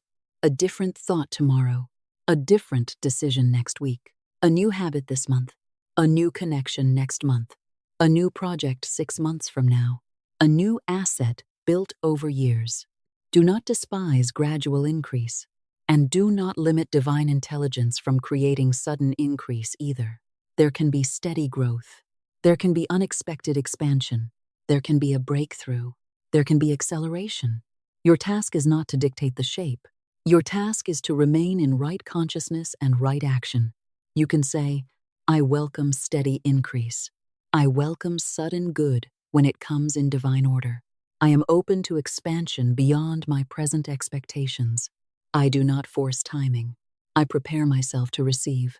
Sometimes life changes in one conversation, one introduction, one idea, one contract, one decision, one piece of content, one invention, one investment, one courageous yes, one courageous no. The visible change can appear quickly because invisible preparation has been accumulating for a long time. Therefore, never assume nothing is happening merely because nothing dramatic is visible. Roots grow before branches appear. Preparation precedes manifestation. Sigh. Divine order is working beneath the surface. I trust what I cannot yet see. I remain attentive to what I can do now. My increase unfolds in perfect timing. And now the generational declaration becomes stronger. I bless my ancestors. I bless their courage. I bless their sacrifices. I bless every good thing they passed to me. And I release the fear that no longer belongs in my future. The chain of scarcity weakens here. The habit of hopelessness ends here. The refusal to discuss money ends here. The shame around success ends here. The belief that suffering is the only honorable path ends here. A new pattern begins. Wisdom, order, saving, investing, creating, giving, learning, receiving, faith, freedom. I am the turning point toward greater prosperity consciousness. I am the turning point toward financial wisdom. I am the turning point toward responsible abundance. I am the turning point toward a healthier relationship with money. Those who come after me may begin further ahead because I chose to learn. This is a beautiful form of wealth. Now, let these declarations flow slowly. My words are seeds. My choices are seeds. My habits are seeds. My investments are seeds. My learning is a seed. My discipline is a seed. My generosity is a seed. My courage is a seed. I plant wisely. I water patiently. I harvest gratefully. I do not plant fear and expect peace. I do not plant defeat and expect prosperity. I plant words of faith. I plant actions of wisdom. I plant habits of increase. And I allow time to multiply what is good. My future is being shaped by what I practice today. Therefore, I speak carefully. I speak intentionally. I refuse careless financial prophecy. I do not say, I will always be broke. I do not say, I will never recover. I do not say, nothing good ever happens for me. I do not say, I am doomed financially. These words have no place in my new consciousness. Instead, I am learning. I am recovering. I am increasing. I am guided. I am supported. The right opportunity can appear. My financial future remains open. Divine intelligence is not finished with me. My word becomes a seed planted in time. I speak increase. I speak order. I speak protection. I speak wisdom. I speak service. I speak circulation. I speak gratitude. I speak peace. And now imagine your future self, not as a fantasy stranger, as you expanded, calmer, wiser, more capable. Imagine this future you, reviewing finances without fear. Bills are handled. Savings exist. Income comes through more than one appropriate channel. There is room to breathe. Decisions are not made in panic. There is generosity. There is preparation. There is choice. Notice how this version of you carries the body. Not tense, not frantic. There is quiet confidence. Ask this future self, what did you stop doing? Perhaps the answer is, I stopped speaking defeat. What did you begin doing? I began paying attention. What changed first? My consciousness. What changed next? My decisions. What changed after that? My habits. And then, my circumstances. This is how inner law becomes outer experience. Not always through spectacle, often through a sequence so natural that later you look back and realize everything changed. One thought, one decision, one opportunity, one new stream, one wiser habit, then another, and another, until what once felt impossible becomes normal. Let that future self say to you, you were never required to see the whole road. You only had to take the next right step. Rest in that. The whole road is not required tonight. Only the next step, and divine intelligence knows it. Now, deeper still, you speak directly to the subconscious. Deep mind. Release every identity connected with chronic struggle. Release the identity of lack. Release the identity of helplessness. Release the identity of financial confusion. Release the identity of perpetual defeat. Retain the lessons. Release the label. Install a new pattern. I am capable. I am guided. I am teachable. I am responsible. I am creative. I am receptive. I am prosperous in consciousness. I recognize opportunity. I follow right guidance.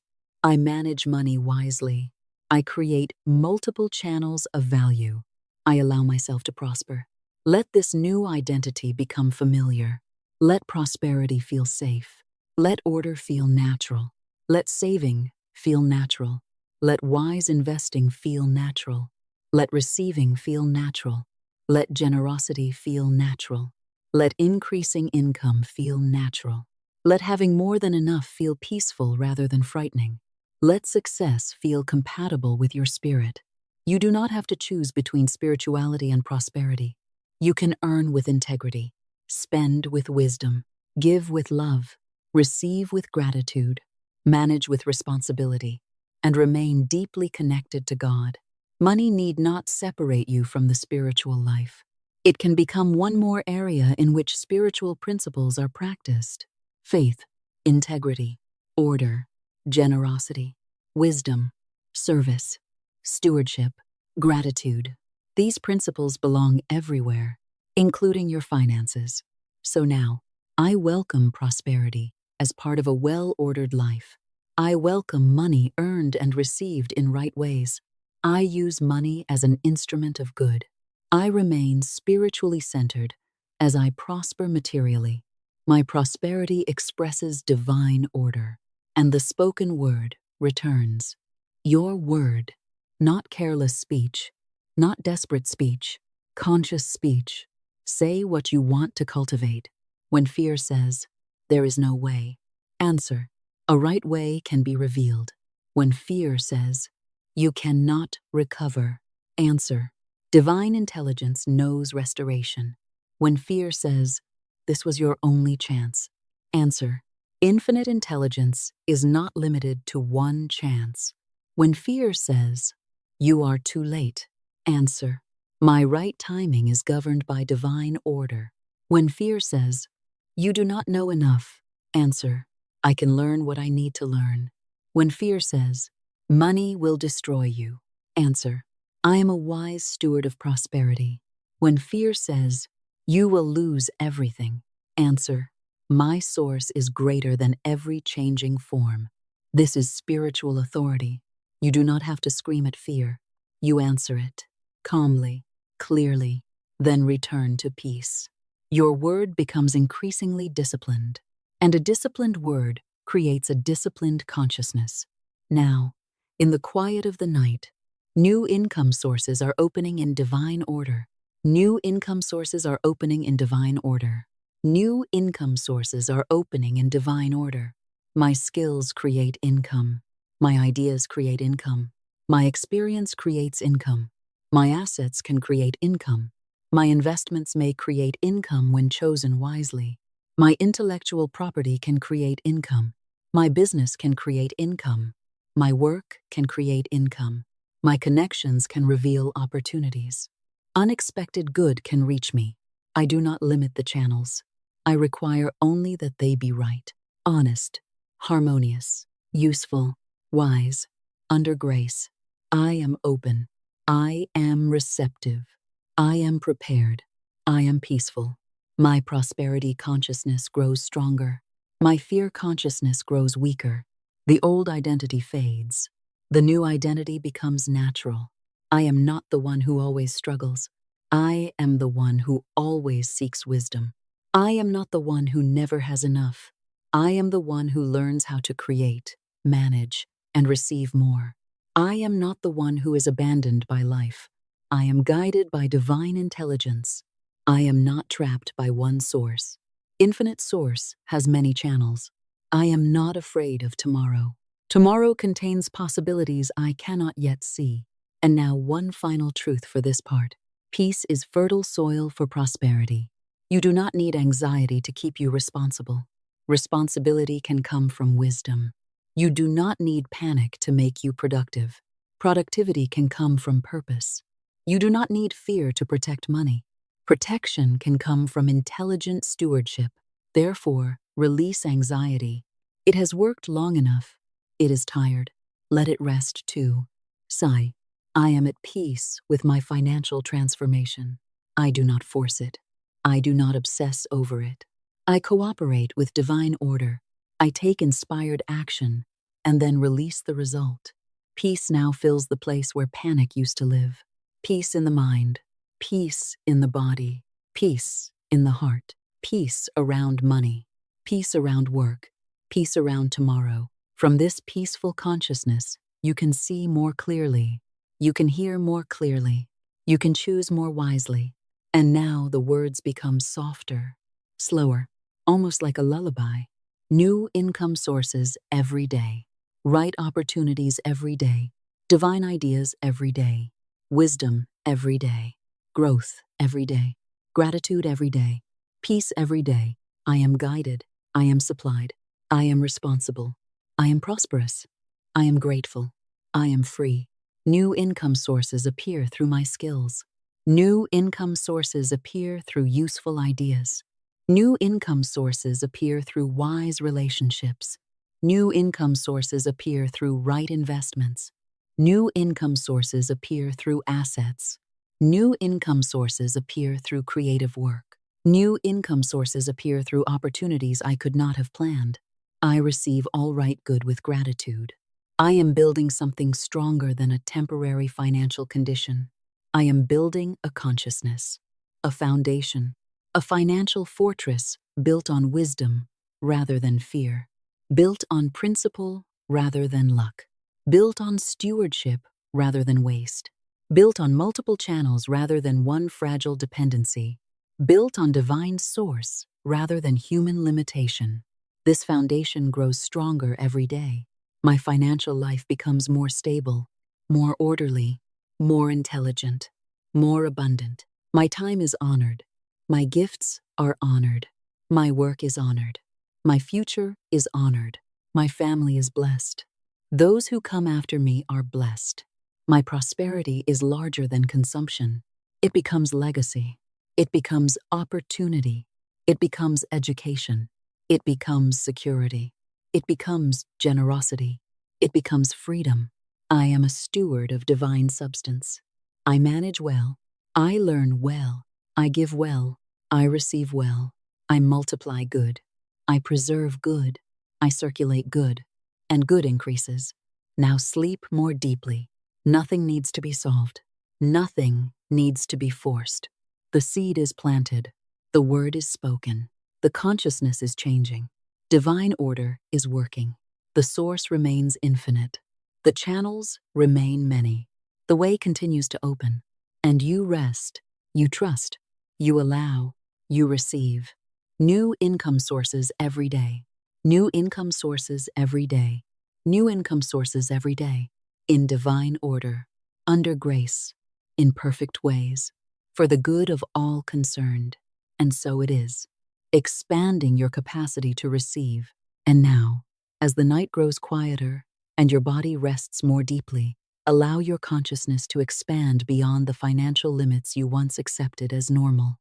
You are not required to remain at the same level forever.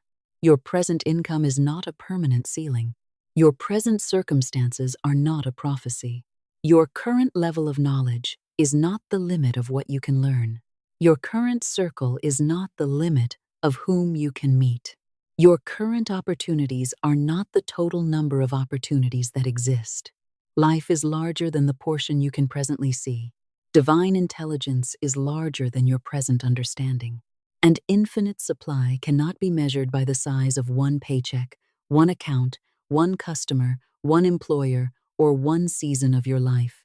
So tonight, you allow your capacity to receive, to expand, not through greed, not through desperation, through willingness, through spiritual permission, through the understanding that receiving more good does not require another person to receive less. You live in a world of exchange, creativity, ideas, relationships, service, technology, invention, collaboration, and constant change. New value is being created every day. New markets appear. New needs arise. New solutions are discovered. New ways of communicating emerge. New businesses are born. New careers are invented. New audiences gather. New opportunities appear where yesterday no opportunity seemed to exist. Why, then, would you declare that your own financial possibilities are already exhausted? They are not. Say gently, my capacity to receive is expanding. My capacity to create value is expanding. My capacity to recognize opportunity is expanding. My capacity to manage prosperity is expanding. I am becoming comfortable with greater good. Perhaps once a certain amount of money seemed enormous to you. Then you earned it, and it became familiar.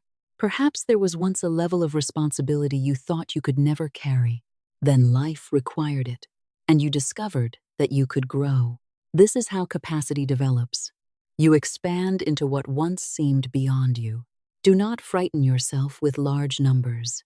Numbers are simply numbers. Instead of asking, could I ever handle that much? Ask, what would I need to learn in order to handle that much wisely? That question moves you from intimidation into preparation.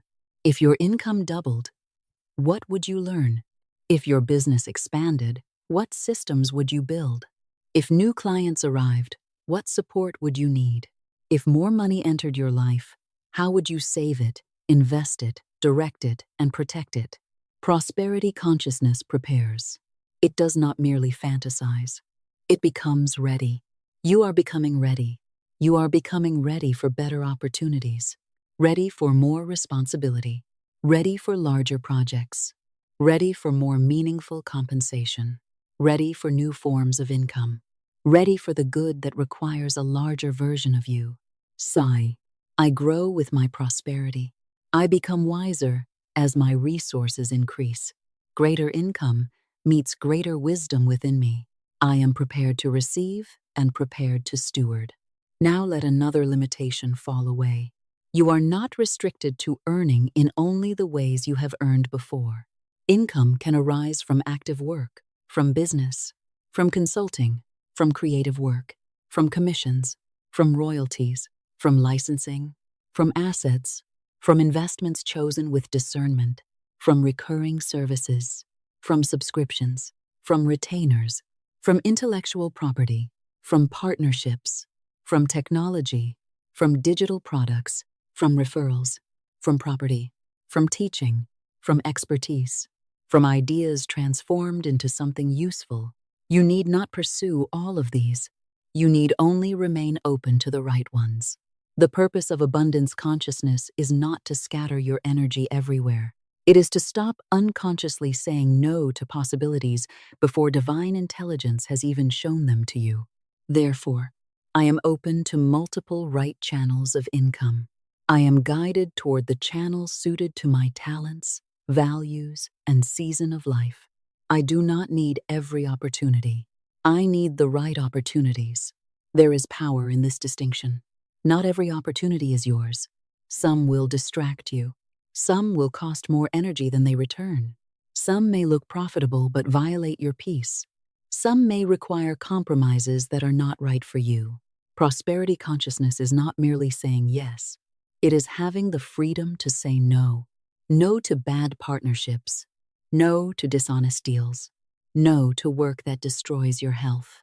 No to clients who continually violate boundaries. No to opportunities that look impressive but lead you away from your deeper purpose. Financial freedom includes the power of no, because when you are terrified that one opportunity is your only opportunity, you may accept what should be refused. But when you remember infinite source, you can say, what is not right for me can pass by. My right good will not be lost. What peace there is in that. You do not have to grab everything. You can discern. You can choose. You can wait. You can move when the inner light is clear. And when you say no to what is wrong, you make room for what is right. So now, I release wrong opportunities without fear. I welcome right opportunities without hesitation. Divine intelligence gives me discernment. What belongs to me comes in a harmonious way. Now consider your worth. Your worth does not depend upon your current income, but your willingness to value your contribution may affect the compensation you are willing to request or accept.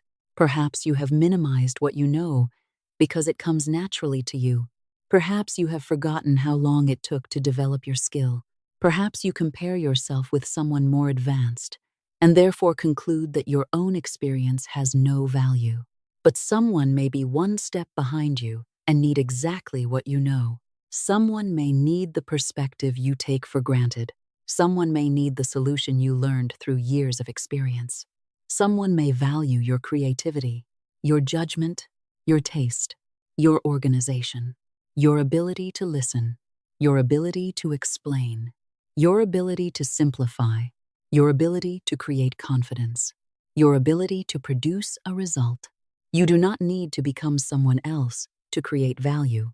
You need to recognize, develop, and communicate the value already placed within you. Sigh.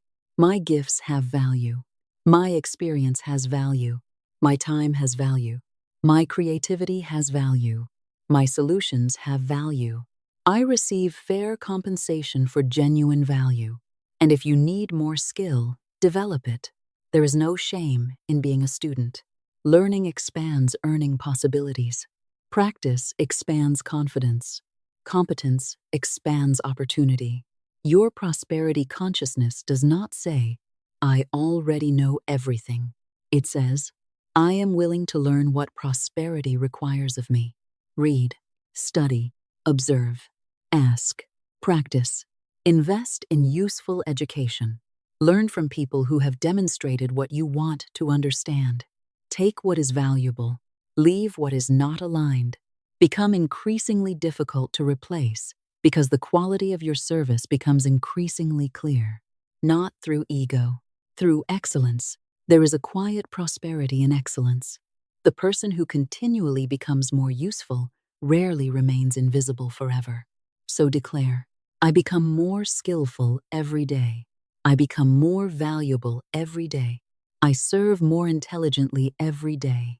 My compensation rises as my ability to create value rises. Now allow envy to dissolve. Another person's prosperity is not evidence against yours. When someone receives an opportunity, you do not have to say, they took mine. When another person succeeds, you do not have to contract. You can bless them.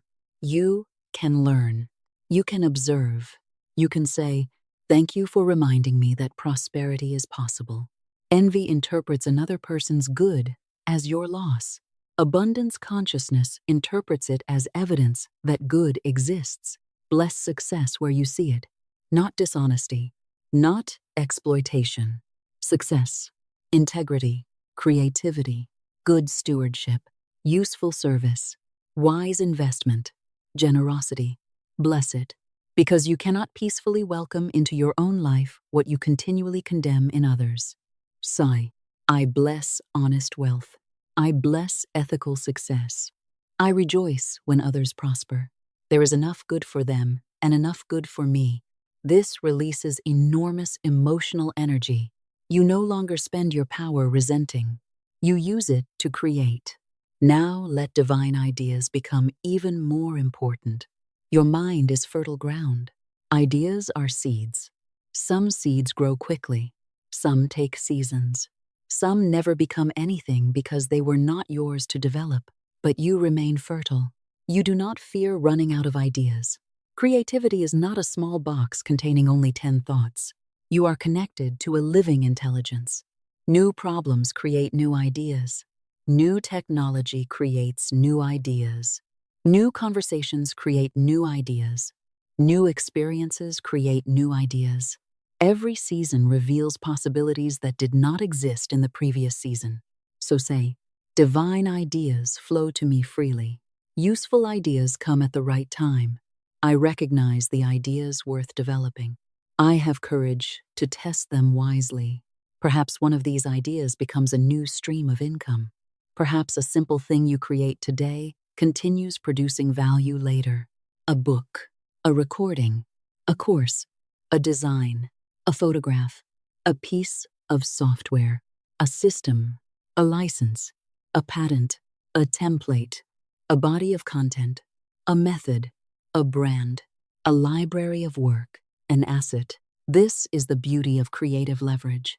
The hour in which something is created can continue serving long after the hour has ended. Your time does not need to be sold only once. Your knowledge can be organized. Your experience can be packaged. Your creativity can become an asset. You do not force this. You simply allow yourself to see it.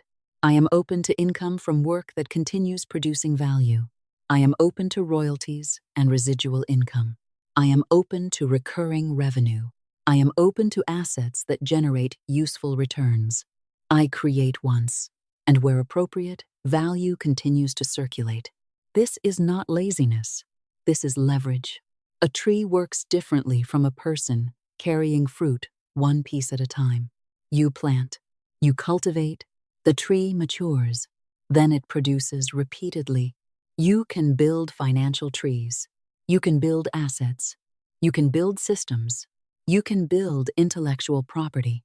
You can build relationships based on recurring value. You can build structures that allow your effort to multiply. And you can do it ethically, wisely, patiently, divinely guided. Now, allow your understanding of work itself to soften. Hard work may be necessary at times. There may be seasons of intense effort. But suffering is not a spiritual requirement for compensation. Exhaustion is not a currency. Your worth is not measured by how tired you are. You can work intelligently. You can improve systems. You can delegate. You can use tools. You can use technology. You can hire expertise. You can collaborate. You can simplify. You can eliminate unnecessary work. You can focus upon the few things that create the greatest value. Sigh, I release worship of struggle. I honor intelligent work. I honor focused work. I honor inspired action. I allow efficiency to support prosperity. You may have been taught, if it comes easily, it cannot be valuable. But sometimes ease comes because of mastery. The pianist who plays beautifully may appear effortless because of years of practice. The expert who solves a problem in 10 minutes may be paid for 20 years of learning, not 10 minutes of time. Ease does not always mean absence of value. Sometimes ease is the fruit of preparation. Therefore, allow yourself to become excellent enough that what once felt difficult becomes natural, and allow natural excellence to be compensated. Now, another possibility enters your awareness. The world is larger than your neighborhood. Technology has connected people across continents. A skill developed in one place can serve someone thousands of miles away. A digital product can travel where your body cannot. A message can cross borders. A service can be delivered remotely. A creation can reach people while you sleep. You do not need to pursue global income simply because it exists. But you no longer tell yourself that your immediate surroundings are the limits of your market. Sigh. My right market can find me wherever it exists. My work can travel farther than I can physically travel. Technology can become a useful channel of divine supply. I use technology wisely, ethically, and creatively. The internet is not the source. Technology is not the source. Platforms are not the source. They are channels. A platform may change. An algorithm may change. A market may change. But divine intelligence can lead you toward another channel. Remember this and remain free. Do not worship the channel. Use it, learn it, respect it, but trust the source. Now the subject of intuition returns. There are moments when you will not have perfect data. You may have information, experience, advice, and analysis, and still need to make a decision. This is where intuition can join practical intelligence.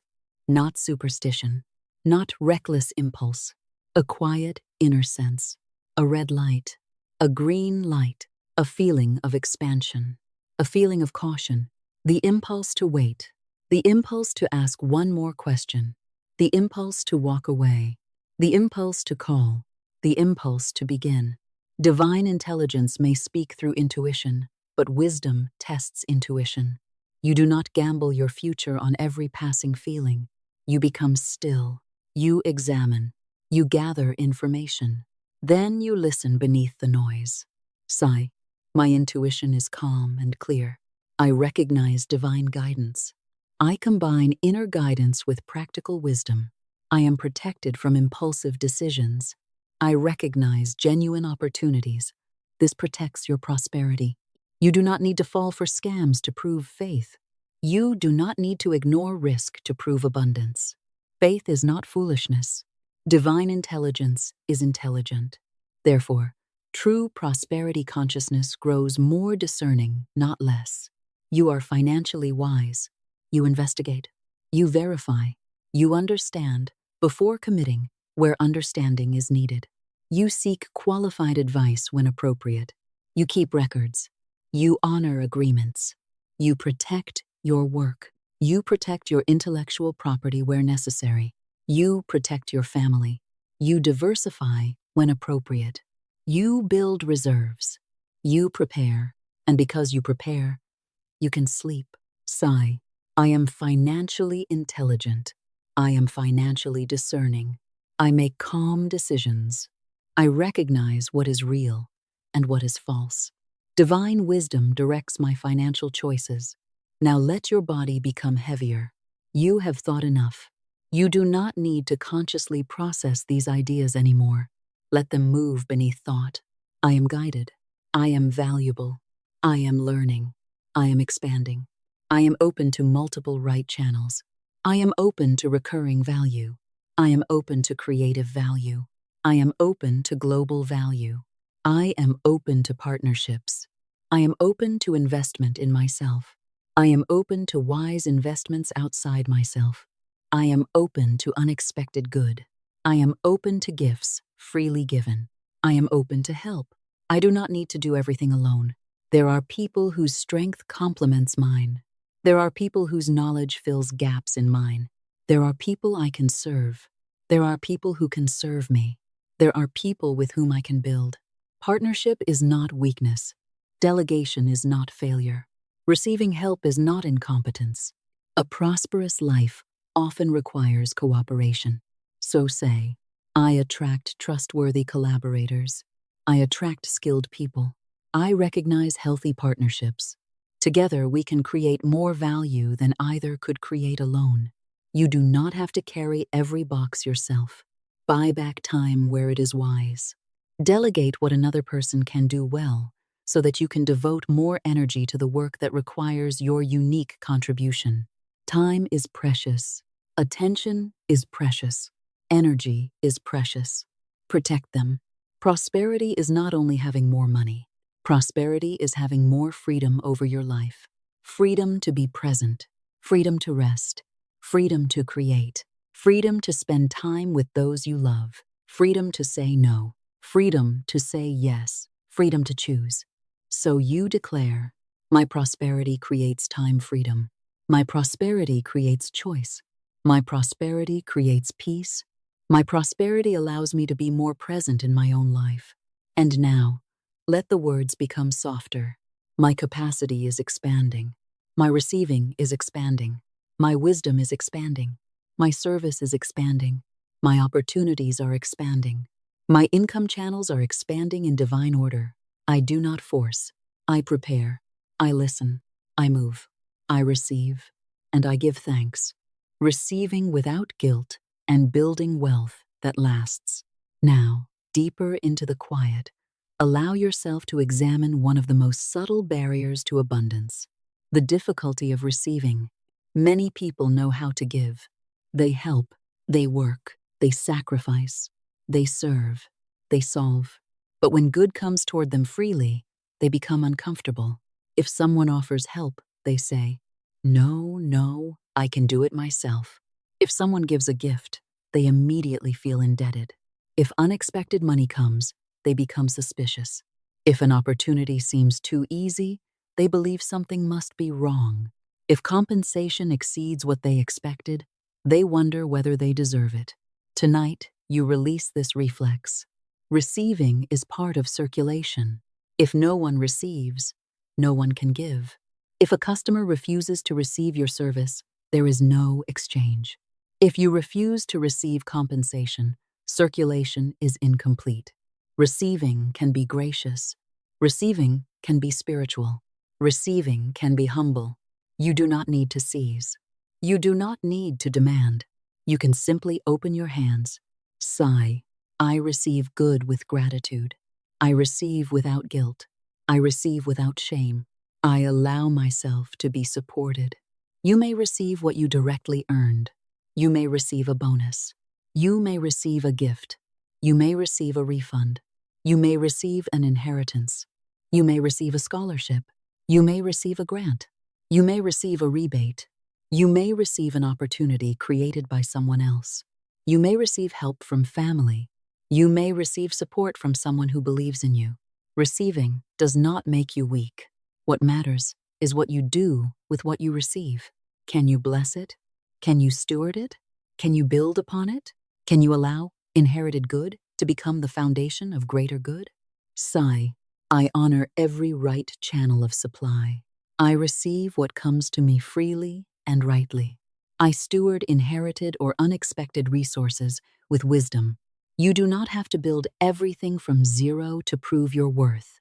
If someone before you built something valuable and lovingly places it into your hands, honor it. You are allowed to continue where another person stopped. Human progress itself works this way.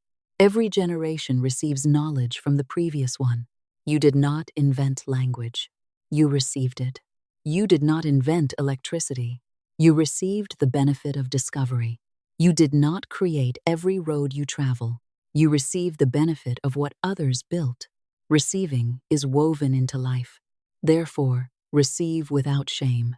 Now let guilt about prosperity dissolve. Perhaps part of you thinks, How can I have so much when someone else has so little? Compassion is beautiful, but guilt does not feed anyone. Your poverty does not automatically relieve another person's poverty. Your financial distress does not improve the world. Your prosperity, wisely directed, may give you greater capacity to help. You can employ, donate, invest, create, support, teach, fund, build, care, give. Therefore, replace guilt with responsibility. Not, I should not have, but, since I have, how can I steward this well? That is a more useful question.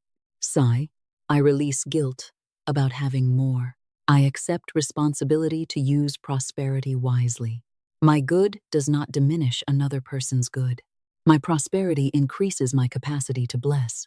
Generosity becomes natural from this state, not generosity driven by fear, not giving in order to bargain with the universe, not giving in order to prove you are good, giving because circulation feels natural. You have enough to share. You choose causes carefully. You help where help is useful. You give without destroying your own stability. Wise generosity does not require self-abandonment. You can fill your cup and pour from overflow.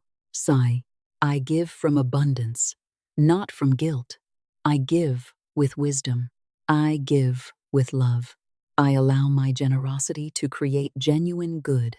And when you receive, you do not immediately empty everything because receiving makes you uncomfortable.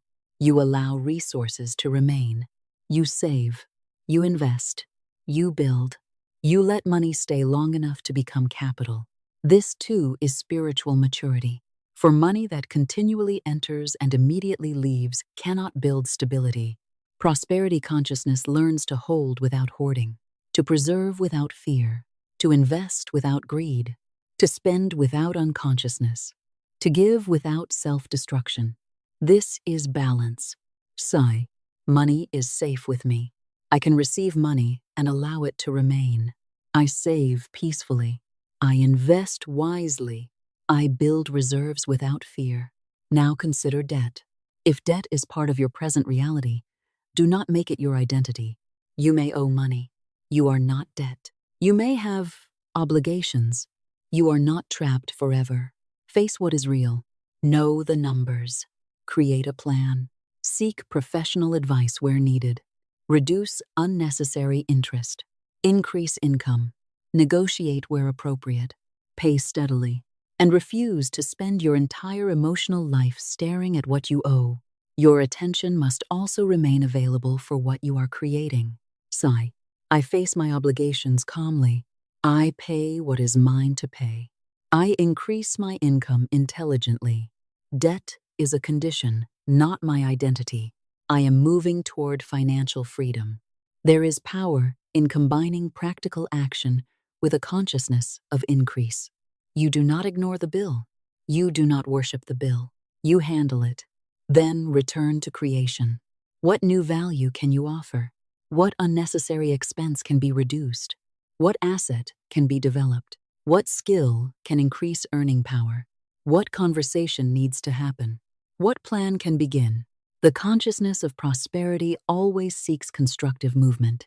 Now, allow yourself to imagine stability, not merely a sudden windfall, stable wealth, recurring income, reserves, assets, a financial foundation, money that arrives repeatedly because value is repeatedly delivered, a customer who returns because the service is excellent, a membership, a subscription, a retainer, a license, a lease, a royalty, a dividend, an asset producing appropriate returns, a business with repeat customers. The exact form does not matter. The principle is continuity. Sigh, I welcome recurring income created through continuing value. I build stable channels. I build dependable relationships. I create financial foundations that grow stronger over time. Quick money can be exciting, but lasting prosperity is peaceful. You want foundations, structures, systems. You want to build something that does not disappear at the first storm. Therefore, your consciousness shifts from, how do I make money today, toward, how do I create value that can still serve tomorrow? This question creates assets, and assets create resilience. Now think of a great tree. It begins as a seed. For years it grows. It strengthens its roots. Then, season after season, it produces fruit. You are planting financial trees. Some are skills. Some are investments. Some are businesses. Some are relationships. Some are intellectual property. Some are systems. Some are reputation. Some are knowledge. Some are habits. The fruit may not come the day you plant, but a wise person plants anyway. Sigh. I think beyond the immediate moment. I build for the future. I plant financial seeds whose fruit can bless me for years. I create sustainable prosperity. This becomes legacy.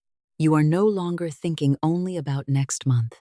You begin thinking about years, decades, generations. What can you build that continues? What can you teach? What wisdom can you leave? What structure can protect your family? What assets can survive beyond one season? What habits can your children learn by watching you? Perhaps the greatest legacy is the consciousness that created the wealth. Because money without wisdom can disappear, but wisdom can rebuild. Therefore, your legacy contains both resources and principles, assets and understanding, money and character. Sigh. I build a legacy of abundance and wisdom. Those who come after me receive more than money. They receive principles. They receive knowledge. They receive a healthier consciousness. Your future generations do not need to repeat every fear of the past, and you do not need to repeat every limitation of your ancestors. Honor them, bless them, then go farther. If they struggled so that you could have opportunities, use those opportunities. If they sacrificed so that you could learn, learn. If they dreamed of greater freedom, let your freedom become part of their answered prayer. Sigh. I honor those before me by using well what has been given to me. I am permitted to go farther. My success honors the sacrifices that helped make it possible. No guilt. Gratitude. Now, another area of receiving opens. Large sums. Perhaps you are comfortable receiving 100, but frightened by 100,000. Perhaps you can imagine 1,000, but not 1,000,000. Do not force a number your mind violently rejects. Expand gradually. Ask, could I become the person capable of handling more? Of course, capability is learnable. You could learn accounting, investing, tax planning, asset protection, business management, philanthropy, governance, estate planning. You can hire experts. You do not need to know everything personally. So instead of fearing greater money, prepare for greater responsibility. Sigh. I am comfortable expanding my financial capacity. Large numbers do not intimidate me. I learn what I need to learn. I surround myself with wise counsel. I can steward greater resources responsibly. Do not worship millions. The number itself does not make life meaningful, but neither do you need to fear it. Money is a tool. A larger tool requires greater skill, and skill can be developed.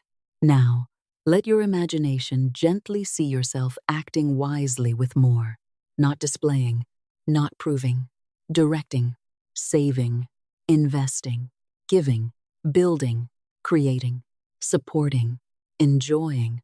You remain yourself, perhaps calmer, perhaps more spacious, but money does not need to change your deepest values. It can magnify them. If you value generosity, prosperity gives generosity more reach. If you value education, prosperity can fund education. If you value family, prosperity can create time. If you value creativity, prosperity can provide resources. If you value service, prosperity can extend service. Money amplifies capacity. Therefore, I allow prosperity to amplify what is good within me. I remain centered as resources increase. Money serves my values. My values do not serve money. Now, philanthropy enters naturally. Perhaps you desire enough not merely to help one person, but many. Perhaps you dream of funding education, supporting healing, creating scholarships, building useful institutions, helping families, supporting art, protecting nature, serving your community. You do not need to know the exact form tonight. Simply recognize that a generous purpose can coexist with great prosperity. Sigh. I am willing to become a channel for resources that serve good purposes. The more wisely I receive, the more wisely I can give. My prosperity becomes useful. Your desire to help does not require you to become the only savior of the world. You are one channel. Do your part. Let others do theirs. This keeps generosity joyful rather than burdensome. Now breathe. Deeply, gently. You are supported. You do not carry every person. You do not carry the entire future. You carry the next responsibility, and the next, and the next. Now allow the word permission to enter. Sometimes no external obstacle is as strong as the internal sentence. I am not allowed. Not allowed to earn more than family. Not allowed to become more successful than friends. Not allowed to leave an old identity. Not allowed to charge more. Not allowed to want comfort. Not allowed to rest. Not allowed to receive. Not allowed to become visible. Who wrote this rule? Is it divine law, or was it simply absorbed from someone else's fear? Tonight, you examine the rule and release what is false. You are allowed to prosper ethically. You are allowed to succeed without abandoning goodness. You are allowed to become financially secure. You are allowed to create wealth. You are allowed to enjoy life. You are allowed to rest. You are allowed to be compensated. Sigh. I give myself permission to prosper. I give myself permission to receive. I give myself permission to outgrow old limitations. I give myself permission to remain loving while becoming more successful. And if others do not understand, bless them. You do not require universal approval. Some people may prefer the version of you that required less from them. Some may feel uncomfortable when you change. Some may project their own fears. You do not fight them. You remain humble, kind, grounded, and continue. My path does not require everyone's approval. I remain faithful to divine guidance. I prosper without arrogance and without apology. There is enormous freedom in that. Now consider visibility. Some opportunities cannot find the version of you that remains hidden. If you create but never share, how can people receive? If you serve but never explain what you do, how can the right people know? If you have expertise but are afraid to speak, how can the audience find you? Visibility can feel vulnerable, but you can become comfortable with being seen. Not performative, not desperate for attention, simply visible enough for your value to meet those who need it. Sigh. I am safe to be seen. I am safe to share my work. I am safe to let the right people know what I offer. My visibility connects value with need. This is especially powerful in a connected world. The right person may discover your work far away. A customer may find you through a recommendation, a collaborator through a message, an employer through a portfolio, an audience through content, a client through search. You cannot plan every connection, but you can make yourself available to connection, and you can trust divine order with the rest. Now, let ease enter again. Ease does not mean carelessness. Ease means less inner resistance.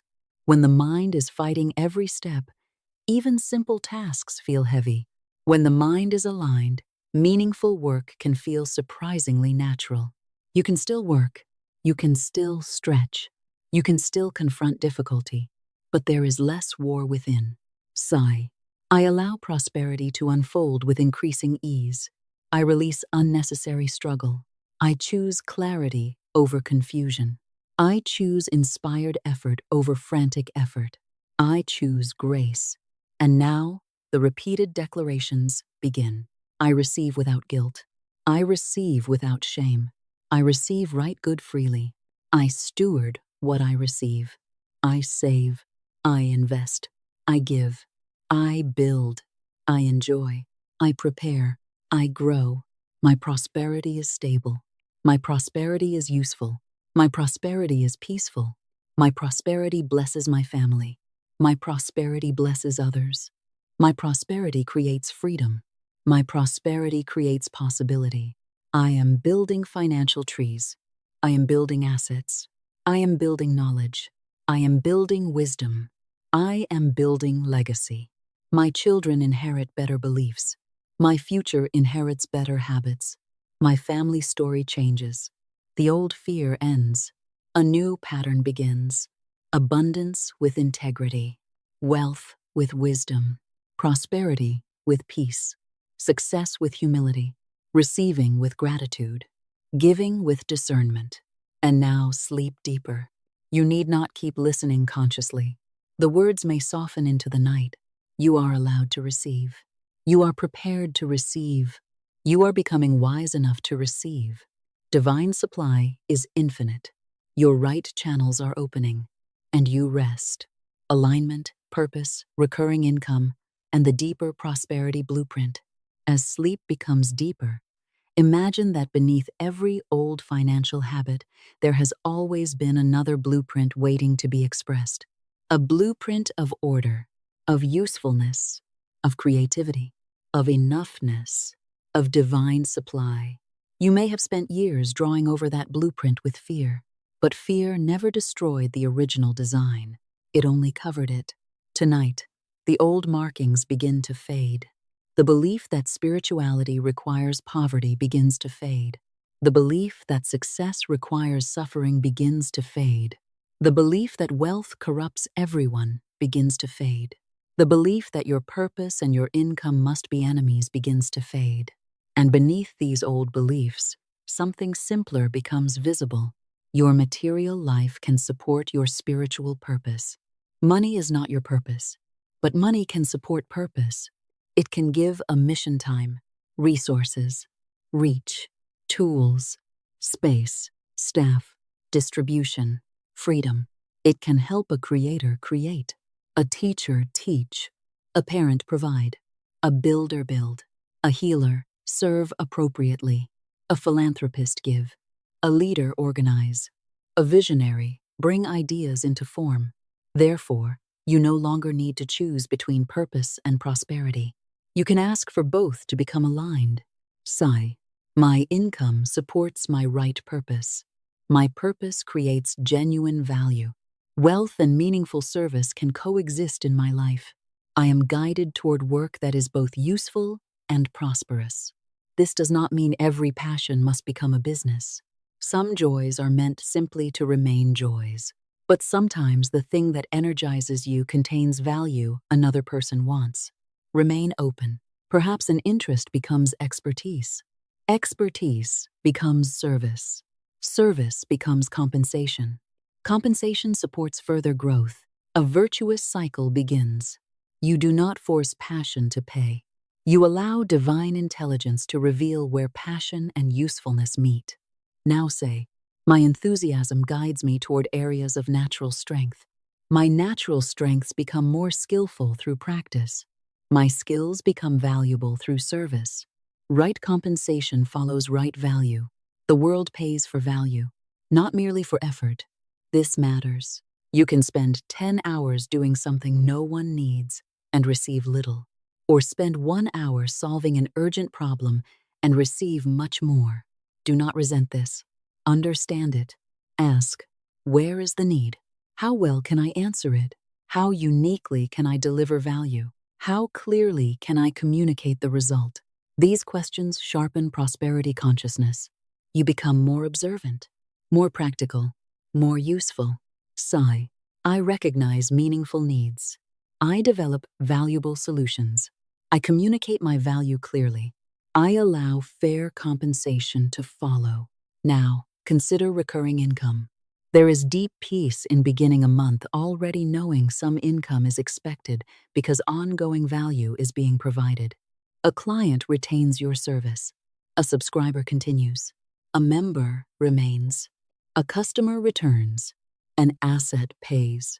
A license renews. A property earns.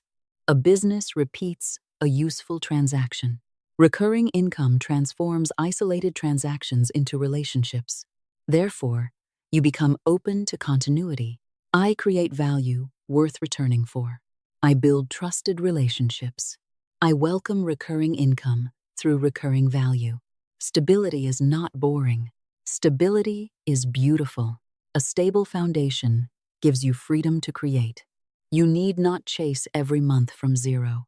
A portion of your financial life can become predictable. Then, creativity has room. Rest has room. Generosity has room.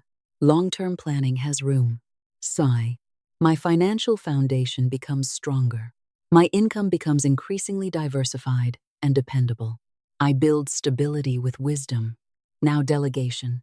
You were never meant to do every task forever. At the beginning, you may wear many hats, but growth often requires releasing work. Someone else can answer certain messages. Someone else can manage certain processes. Someone else can handle technical work. Someone else can organize. Someone else can edit. Someone else can administrate. Someone else can perform a task better than you. This is not losing control. This is recognizing that your time is finite. You invest in help so that your highest value energy can remain focused. Sigh. I receive capable help. I delegate wisely. I build trustworthy teams. I focus my energy where it creates the greatest good. You do not need a large company to practice this. Perhaps delegation begins by automating a small repetitive task, using software, hiring occasional assistants, creating a template, building a process, removing an unnecessary step. Every hour reclaimed becomes available for something else. Rest, family, strategy, creation, service. This is prosperity too. Now scale. A powerful idea can sometimes serve one person, then 10, then 1,000, then more. Scale means value travels farther without requiring an equal multiplication of your personal hours. Technology allows this. Systems allow this. Teams allow this. Media allows this. Products allow this. Licensing allows this. Capital allows this. You do not worship scale. Some meaningful work should remain small and personal, but you remain open where scale is appropriate. Sigh. Where my work can serve many, divine intelligence shows me how. I create systems that multiply useful value. My impact can expand without destroying my peace. This last line matters. Growth is not prosperity if growth consumes your life. You want sustainable scale. You want systems strong enough to support expansion. You want success that can be lived inside, not merely displayed. You want wealth that gives you more life, not wealth that consumes every waking hour. So declare, my prosperity is sustainable. My growth is orderly. My success leaves room for health, relationships, rest, and spirit. Now joy. The original consciousness of struggle often believes seriousness is proof of responsibility. But joy can coexist with discipline. You can enjoy building, enjoy solving, enjoy creating, enjoy learning, enjoy serving, enjoy receiving. Joy loosens the nervous system. Joy makes you more creative. Joy helps you notice. Joy makes life larger. Therefore, you do not delay happiness until a certain number appears. You cultivate joy now, not as a trick to force money, because joy itself is part of prosperity. Sigh. I allow myself to enjoy the journey. I do not postpone life. I create prosperity with gratitude and joy. There are things money cannot buy: love, integrity, meaning, inner peace. But money can sometimes remove obstacles to experiencing them more fully. It can buy time, safety, treatment, travel, space, education, help, rest. It can reduce certain forms of pressure, so you appreciate money without asking money to become God. Money has a place, a useful place, and because it stays in its right place, your relationship with it becomes healthy. Money is a tool in my hands. Divine wisdom is my guide. Now notice how much lighter this feels. You are no longer trying to become money. You are no longer measuring your soul in numbers. You are simply becoming a better steward of material resources. This removes obsession. And paradoxically, when obsession leaves, decisions often improve. You can see clearly. You are less likely to chase scams, less likely to make emotional decisions, less likely to spend simply to impress, less likely to compare. You become quiet. Real wealth can be quiet. You do not need to show everything. You do not need to purchase an image. You do not need to perform prosperity for an audience. You can build privately, save privately, invest privately, enjoy privately, give privately. Your life does not need to become a financial advertisement. Sigh, I do not need to look wealthy. I choose to become genuinely free. I build substance, not appearance. This frees enormous amounts of money and energy. The desire to impress is expensive. You release it. You buy what genuinely serves or delights you, not what proves something. You invest in what matters. You know the difference between price and value. You know that the cheapest choice is not always the wisest, and the most expensive is not automatically the best. You choose consciously. I am a conscious spender. I choose quality where quality matters. I choose simplicity where simplicity is enough. I do not spend to earn approval. This is financial maturity. Now, collaboration. One person has vision. Another has systems. One has audience. Another has product. One has capital. Another has expertise. Together they may create something neither could create alone. You become open to partnership without dependence. You evaluate character, values, expectations, agreements, roles, then build where alignment exists. Sigh, I attract collaborative relationships based on integrity and mutual value. I communicate clearly. I honor agreements. Shared prosperity can be beautiful. Now your imagination expands to the world. Your income can potentially come from more than one region, more than one market, more than one currency, more than one platform. Again, you do not chase every possibility. You simply remove geographical limitation from your consciousness. My right audience can be anywhere. My right customers can be anywhere. My right collaborators can be anywhere. Divine intelligence connects what belongs together. Now self-investment. Sometimes the most profitable asset you can develop is yourself. A stronger body, a clearer mind, a useful skill, a second language, a professional credential, technical ability, communication, leadership, sales, writing, design, financial literacy, a healthier nervous system, a better environment. The return may not be immediate, but increased capability can produce value repeatedly.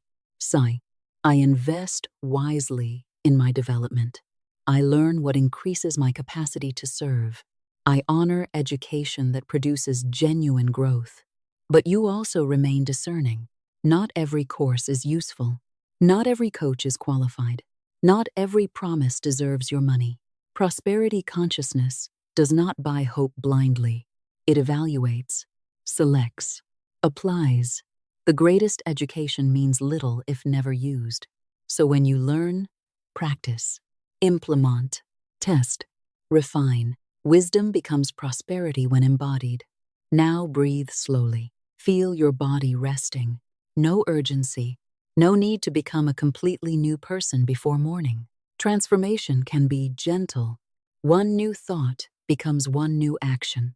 One new action becomes one new habit. One new habit produces one new result. Then another. Soon the trajectory has changed. Sigh, my trajectory is upward.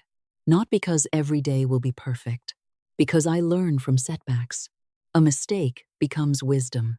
A loss becomes information. A failure becomes feedback. A closed door becomes redirection. You are not invulnerable. You are resilient. This is much stronger. You can bend, learn, rebuild, adapt. Therefore, external uncertainty does not have to destroy inner security. Markets move, technology changes, industries evolve, economic conditions fluctuate, but a creative, learning, resourceful consciousness can continue adapting. Sigh, I am resilient. I adapt intelligently. I learn quickly. I remain connected to divine source through changing conditions. Your true security is not one frozen circumstance. It is the ability to participate wisely in change. Now the old poverty contract dissolves. Perhaps no literal contract ever existed, but emotionally, you may have made agreements such as, I will never become more successful than my family. I will remain small so others remain comfortable. I must struggle to deserve love. I must stay poor to be spiritual. I must choose purpose or money. I must choose rest or success. Tonight, those agreements lose authority. Sigh, I cancel every inner agreement with unnecessary limitation. I choose integrity and prosperity. I choose purpose and provision. I choose service and abundance. I choose work and rest in divine balance. Your spiritual life does not require deprivation for deprivation's sake. What matters is what possesses your heart. You can own resources without allowing resources to own you. You can use wealth without worshiping it. You can remain compassionate, humble, generous, faithful, prosperous. There is no contradiction. Now your sense of future brightens. You are not afraid of growing older. Each year can bring more wisdom, more skill, more clarity, more relationships, more assets, more understanding. You do not assume youth is your only window. Your seasons can change, but value can deepen. Sigh, my future contains increasing wisdom and increasing freedom. My best financial decisions can still be ahead of me. My capacity continues to grow. Now imagine a warm golden light, not as a magical guarantee, but as a symbol of divine supply, of value, of clarity, of abundance. Let it surround you gently, not harsh, warm, quiet. This golden light touches your thoughts. Your fear softens. It touches your hands. Your relationship with receiving softens. It touches your heart. Your guilt dissolves. It touches your future. You become willing to see good there. Sigh. My life is illuminated by divine wisdom. My path is illuminated. My financial choices are illuminated. I walk in clarity. Now your subconscious receives the simplified pattern. I am guided. I am capable. I am valuable. I am resilient. I am teachable. I am creative. I am responsible. I am open. I receive. I steward. I multiply good. I create value. I build assets. I build recurring income. I build relationships. I build legacy. I rest. I trust. I act. I prosper in divine order. The old story was struggle. The new story is wisdom and flow. The old story was one fragile source. The new story is infinite source expressed through many right channels. The old story was shame.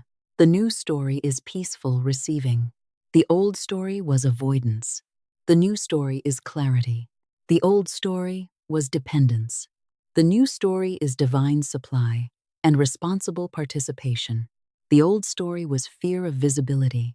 The new story is willingness to share value.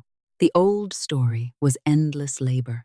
The new story includes leverage, systems, assets, and rest. The old story is complete. A new financial chapter is being written.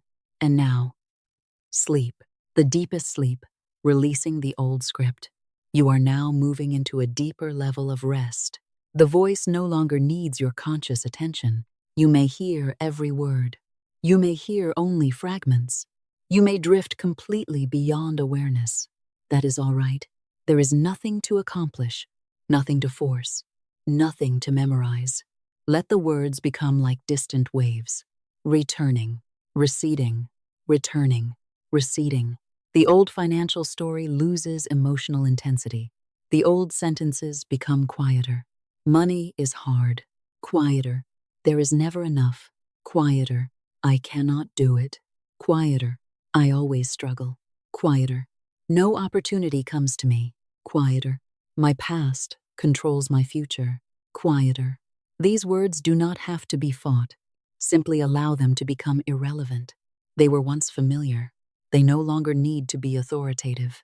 And a new script begins. I am guided. I am supplied. There are many right channels. I recognize opportunity. I create value. I receive with gratitude. I manage wisely. I take inspired action. Divine order governs my life. Let this become the new familiar, not something you strain to believe, something you return to so often that the nervous system begins to relax around it. The financial situation no longer automatically triggers panic. A bill arrives. You breathe. You look. You decide. A financial question appears. You become curious. A new opportunity appears. You evaluate. A challenge appears. You ask, what is the solution? The automatic reaction changes. Fear becomes inquiry. Avoidance becomes action. Confusion becomes learning. Helplessness becomes resourcefulness. This is how a new identity becomes practical. You do not merely affirm prosperity. You begin behaving like a person who expects to find a way. And this behavior changes outcomes.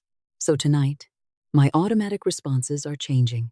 I respond to money with increasing calm. I respond to opportunity with increasing clarity. I respond to challenges with increasing resourcefulness. Perhaps the first evidence of change will be small. Do not ignore small evidence. A discount, a refund, a recommendation, a new idea, someone offering to pay for something you once gave away automatically, a small new customer, an inquiry, a new connection, an expense that disappears, a negotiation that goes better, a forgotten balance returned, a skill suddenly seen differently, a useful contact, a new audience. These may be seeds. Notice, bless, give thanks, but do not force each event into a miracle story. Simply recognize movement. Sigh, I notice good. I notice opportunity. I notice improvement. I give thanks for every genuine sign of increase. What you appreciate, you tend to pay more attention to, and attention influences what you develop. If a small income stream appears, ask whether it can grow. If a customer responds well, ask what created the response. If an idea works, improve it. If a new habit saves money, strengthen it. Gratitude plus intelligence. Faith plus works. Receptivity plus action. This is the balance. Now the repetition deepens. New income sources are flowing to me every day. New income sources are flowing to me every day. New income sources are flowing to me every day. I am open to income from expected sources. I am open to income from unexpected sources. I am open to new customers. I am open to new work. I am open to new projects. I am open to new ideas.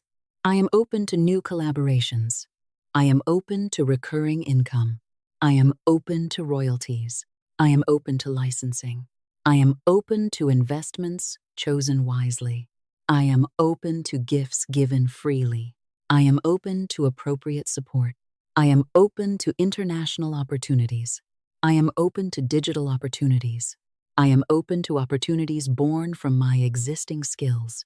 I am open to opportunities born from skills I am still learning. Divine intelligence guide me. Divine intelligence guide me. Divine intelligence guide me. The next step is revealed. The next step is revealed. The next step is revealed. I do not need the entire staircase. I take the step before me, then the next, then the next. I walk by faith and wisdom. I am comfortable with not knowing every detail. The unknown is not automatically dangerous. The unknown also contains possibility. Tomorrow contains conversations I have not had. Tomorrow contains ideas I have not thought. Tomorrow contains people I have not met. Tomorrow contains possibilities I have not recognized. Therefore, I do not condemn tomorrow with yesterday's evidence. My future remains open. My future remains creative. My future remains guided. New income sources every day. New income sources every day. New income sources every day. Money comes through right service. Money comes through useful value. Money comes through creativity. Money comes through intelligent systems. Money comes through collaboration. Money comes through wise ownership. Money comes through fair exchange. Money comes through channels in divine order. I do not need to force the channel. I bless the source. I bless the channel. I receive. I steward. I circulate. I give thanks. I am worthy of multiple streams of income. I am worthy of multiple streams of income. I am worthy of multiple streams of income. My worth is not created by money. My worth exists before money. Because I know my worth, I do not need money to prove it. And because I do not need money to prove my worth, I can handle money more peacefully. I can charge fairly, negotiate calmly, walk away wisely, receive graciously, spend consciously, save patiently, invest intelligently, give joyfully. This is freedom. I live in an abundant universe. I live in an abundant universe. I live in an abundant universe. Look at the abundance of stars, the abundance of leaves, the abundance of waves, the abundance of ideas human beings have created throughout history. Life produces, life multiplies, life expresses, and I participate. I create, I contribute, I receive. There is always more money on its way to me through right channels. There is always more money on its way to me through right channels. There is always more money on its way to me through right channels. Not because I sit helplessly, because I remain connected to creation. I work, I think, I learn. I serva, I invest. I collaborate, I notice. I follow guidance. There is always another possibility. There is always another useful idea. There is always another skill to develop. There is always another conversation. There is always another appropriate opportunity. I am not trapped. I am creative. I am adaptable. I am alive. And life moves. Now the words become slower. I receive help. I receive help. I receive help. I do not have to do everything alone. I build a team when a team is needed. I hire appropriate expertise. I delegate what should be delegated. I preserve my time. I focus on my best contribution. My time is valuable. My attention is valuable. My energy is valuable. I spend these resources consciously.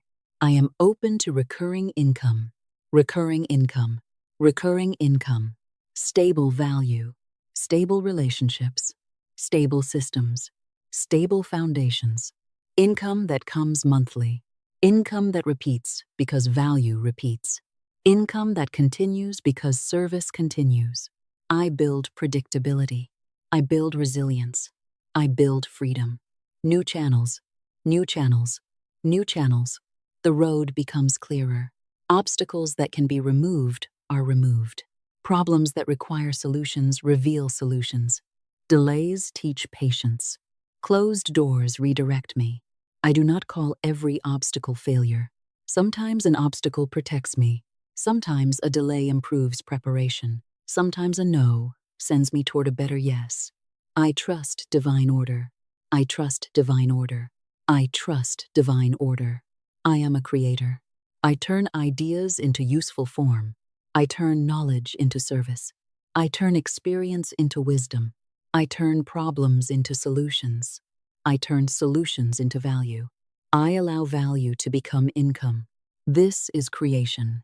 Thought, form, service, exchange, gratitude. I release scarcity. Scarcity no longer defines my identity. Scarcity may appear in a circumstance, but it does not own my consciousness. I refuse to make temporary limitation permanent through speech. Instead, a solution exists. A way can be revealed. I am willing to find it. I trust intuition. I trust wisdom. I trust evidence. I use all three. My inner voice guides. My practical mind evaluates. My experience learns. Prosper. I am comfortable being visible.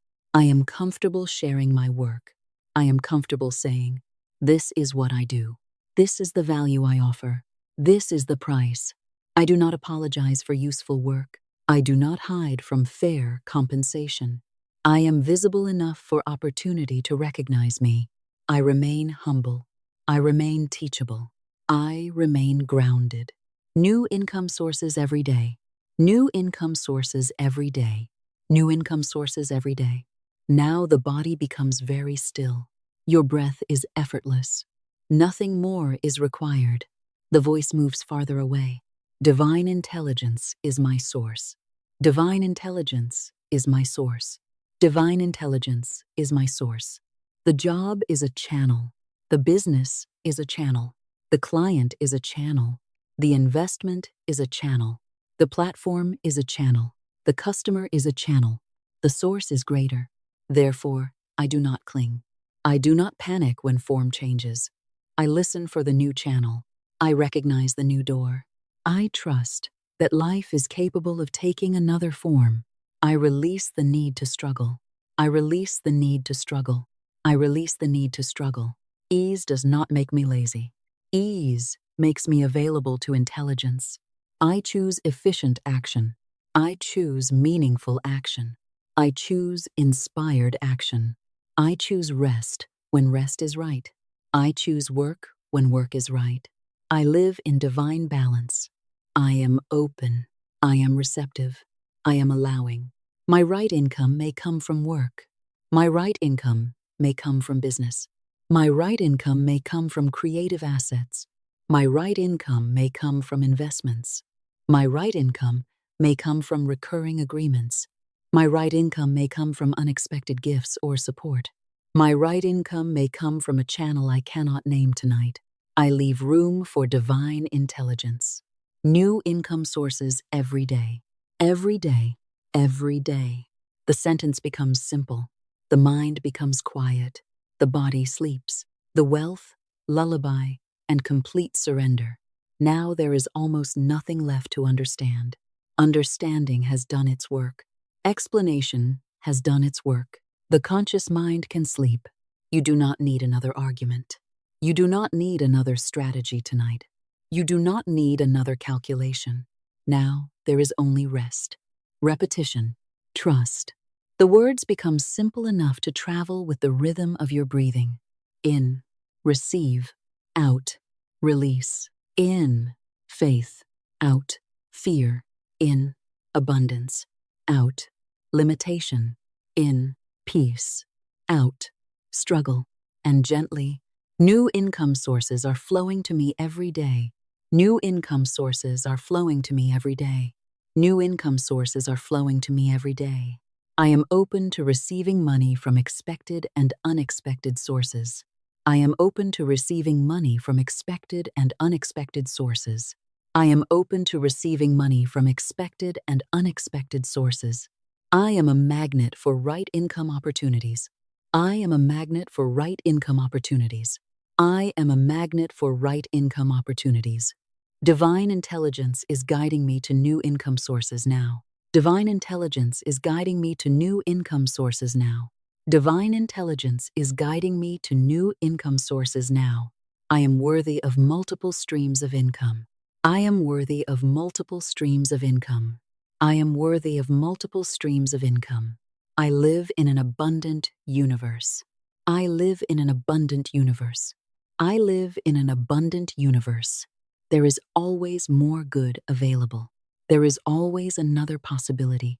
There is always another idea. There is always another path. The source is infinite. The source is infinite.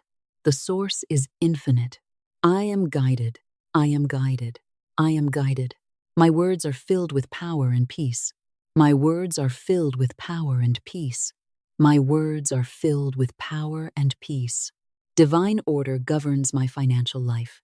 Divine order governs my work. Divine order governs my opportunities. Divine order governs my relationships. Divine order governs my decisions. Divine order governs my timing. I release attachment to one income source. I release attachment to one income source. I release attachment to one income source. The source has many channels. The source has many channels. The source has many channels. New channels are opening. New channels are forming. New channels are becoming visible. I recognize them. I recognize them. I recognize them. I take right action. I take right action. I take right action. I do not need to hurry. I do not need to force. I do not need to chase blindly. I listen. I discern. I move. I receive. Money comes to me through honest channels. Money comes to me through useful service. Money comes to me through creativity. Money comes to me through wisdom. Money comes to me through right relationships. Money comes to me through assets. Money comes to me through recurring value. Money comes to me through expected opportunities. Money comes to me through unexpected opportunities. I welcome right prosperity. I welcome right prosperity. I welcome right prosperity. My income is not limited to what I earned before. My income is not limited to what I earn now. My future is not a repetition of my past. I am free to learn, free to grow, free to create, free to receive, free to prosper. I cast the burden of financial fear upon divine intelligence, and I go free. I cast the burden of controlling every outcome upon God, and I go free. I cast the burden of believing I must know every answer upon infinite wisdom, and I go free. The burden is released. The shoulders soften. The jaw relaxes. The breath becomes slower. I am safe to rest. I am safe to receive. I am safe to prosper. I am safe to have money. I am safe to save money. I am safe to invest wisely. I am safe to become more successful. I am safe to be visible. I am safe to grow. Prosperity is not a threat. Prosperity is responsibility and freedom. I am prepared for both. I forgive myself for financial mistakes. I forgive myself. I forgive myself. I keep the lesson. I release the shame. I forgive people connected with old financial pain. I release resentment. I keep wisdom. I strengthen boundaries. I go free. Nothing from yesterday needs to poison tomorrow. I am free. I am free. I am free. My job is not my source. My client is not my source. My business is not my source. My investments are not my source. They are channels. Divine supply is the source. Divine supply is greater. Divine supply is inexhaustible in possibility. I bless my current channels. I care for them. I serve through them. I manage them. And I remain open to new channels. I am financially intelligent. I am financially intelligent. I am financially intelligent. I learn before making important decisions. I recognize scams. I recognize manipulation. I recognize genuine value. I make wise choices. I am not careless with money. I am not afraid of money. I am a good steward of money. I spend consciously. I save consistently. I invest carefully. I give generously. I receive gratefully. I remain in divine circulation. Money moves through my life like a peaceful river. It comes. It serves. It circulates. It supports. It grows. It bless. I do not worship the river. I remember the source. My prosperity blesses others. My prosperity blesses others. My prosperity blesses others. My family benefits from my wisdom. My community can benefit from my generosity. My customers benefit from my service. My collaborators benefit from mutual success. My prosperity can become useful. There is nothing selfish about responsible abundance. I am allowed to prosper. I am allowed to prosper. I am allowed to prosper. I do not need to remain small to belong. I do not need to struggle to be loved. I do not need to hide success. I remain humble. I remain kind. I remain grateful. And I prosper. I release judgment of honest wealth. I bless prosperity. I bless successful people who create genuine value. I learn. I observe. I grow. Their success does not reduce mine. There is room. There is room. There is room. My mind is fertile. Divine ideas come. Divine ideas come. Divine ideas come. I write them down. I examine them. I develop the right ones. I act. I create. I serve. I receive. I am creative. I am creative. I am creative. There is no shortage of ideas. There is no shortage of possible improvement. There is no shortage of new value I can create. I am connected to infinite intelligence. My skills grow. My skills grow. My skills grow. I become more useful. I become more capable. I become more confident. I become more valuable. I allow fair compensation. My time is valuable. My energy is valuable. My attention is valuable. My experience is valuable. I honor these resources. I do not waste my life proving that I work hard. I direct my effort intelligently. I am open to leverage. I am open to systems. I am open to assets. I am open to recurring value. I am open to royalties. I am open to licensing. I am open to appropriate investments. I am open to collaboration. I am open to technology. I am open to new markets. I am open to help. I do not have to do everything alone. I receive help. I build teams when needed. I buy back time where wise. I focus on my highest contribution.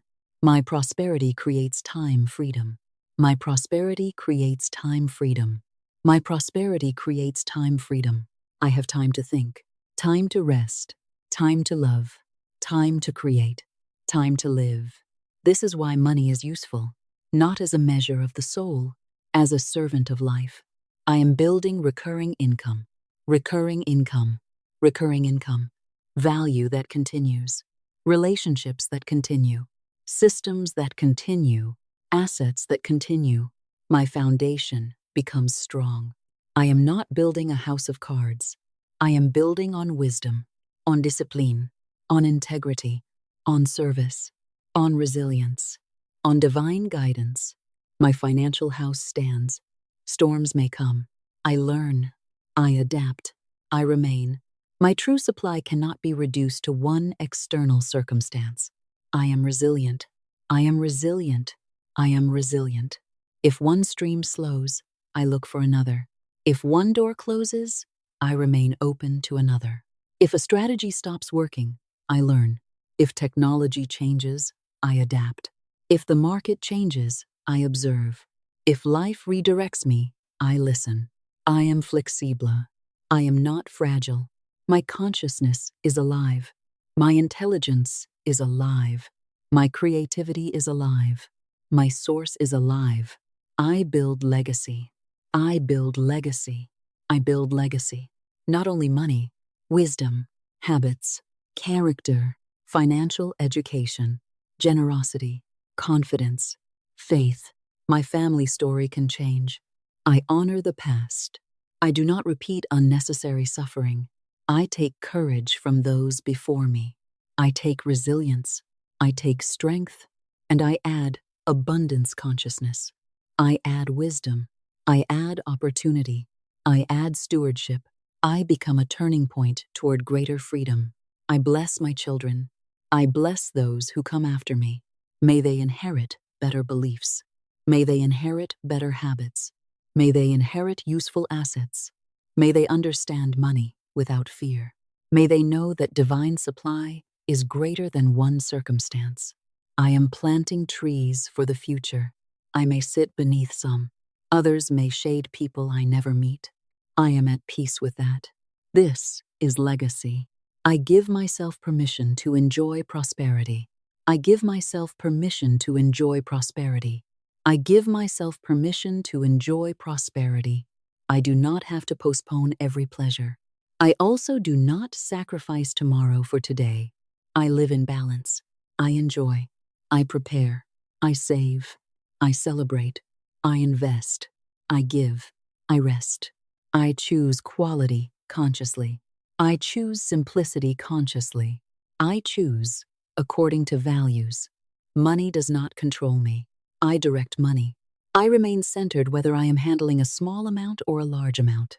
My peace does not depend upon a number. From peace, I make better decisions. Peace, peace, peace. I release financial anxiety. I release financial anxiety. I release financial anxiety. I do not need fear to make me responsible. Wisdom is enough. I do not need panic to make me act. Clarity is enough. I do not need shame to make me change. Love and truth are enough. I am changing from a peaceful place. I am growing from a peaceful place. I am prospering from a peaceful place. The future is open. The future is open. The future is open. I look forward with faith, not because I know everything, because I know I can respond. I can learn. I can adapt. I can ask for help. I can begin again. Divine intelligence goes with me. I am open to serendipity.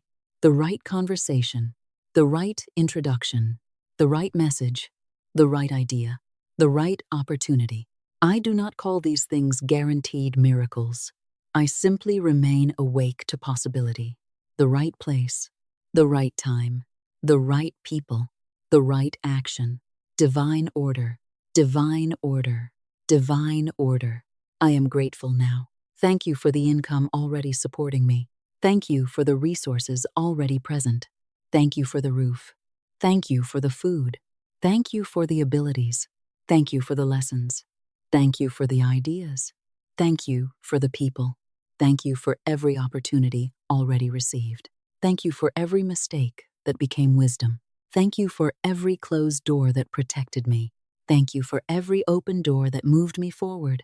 Thank you for every dollar, euro, pound, peso, yen, or other form of currency that has served my life. Thank you for circulation. Thank you for supply. Thank you for enough. Thank you for more than enough. Gratitude softens me.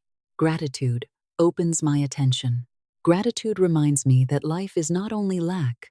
I see good. I notice good. I develop good. I multiply good. New income sources every day. New income sources every day. New income sources every day. Perhaps tomorrow the first sign is an idea. I notice it. Perhaps the first sign is a conversation. I listen. Perhaps the first sign is a small amount. I bless it. Perhaps the first sign is an invitation. I consider it. Perhaps the first sign is realizing what I must stop doing. I stop. Perhaps the first sign is recognizing a skill I must develop. I learn.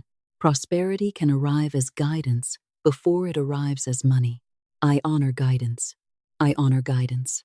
I honor guidance. I do not wait passively for money to appear while ignoring the instruction placed before me. Faith hears. Faith responds. Faith moves when movement is required. I am relaxed but ready. I am peaceful but alert. I trust and I act. I receive and I do. Divine wisdom and human action meet in my life. My income is increasing through value. My income is increasing through wisdom. My income is increasing through better decisions. My income is increasing through opportunity. My income is increasing through learning. My income is increasing through systems. My income is increasing through assets. My income is increasing through appropriate collaboration. My income is increasing in ways that are good for me and good for others. I am open to expansion. I am open to expansion. I am open to expansion. But I do not sacrifice my soul for scale. My growth is sustainable. My growth is orderly. My growth is aligned. I have room for sleep, room for family, room for health, room for prayer, room for silence, room for joy. This is prosperity. I am worthy of receiving without strings attached. I am worthy of receiving without strings attached. I am worthy of receiving without strings attached. I do not have to compromise my integrity to prosper. I do not have to surrender my values. I welcome clean money, honest money, harmonious money, money under grace, compensation for genuine value, support freely given, resources properly received. I am peaceful. I am peaceful. I am peaceful. New income sources every day. New income sources every day. New income sources every day. Now let the words become even farther away. There is no need to follow. The night is holding you. The bed is holding you. The breath continues without your instruction. Your heart continues without your instruction. You can surrender effort. You can surrender mental control. You can sleep. Tomorrow, you return to life. You notice. You work. You create. You choose. But tonight, you rest. Rest is not wasted. Rest renews judgment. Rest renews creativity. Rest renews patience. Rest renews energy. A rested mind can see what an exhausted mind overlooks. Therefore, rest supports my prosperity. Rest supports my prosperity. Rest supports my prosperity. I release the belief that I must always be doing. There is a time to act. There is a time to stop. Tonight is the time to stop. I have done enough for this moment. The next step can wait until morning. My only work now is sleep. New income sources are flowing to me every day. New income sources are flowing to me every day. New income sources are flowing to me every day. Money comes through right channels. Money comes through right channels. Money comes through right channels. Divine intelligence guide me. Divine intelligence guide me. Divine intelligence guide me. I am worthy of multiple streams of income. I am worthy of multiple streams of income. I am worthy of multiple streams of income. Divine order now governs every part of my financial life. Divine order now governs every part of my financial life. Divine order now governs every part of my financial life. My source is infinite. My source is infinite. My source is infinite. The way is made clear before me. The way is made clear before me.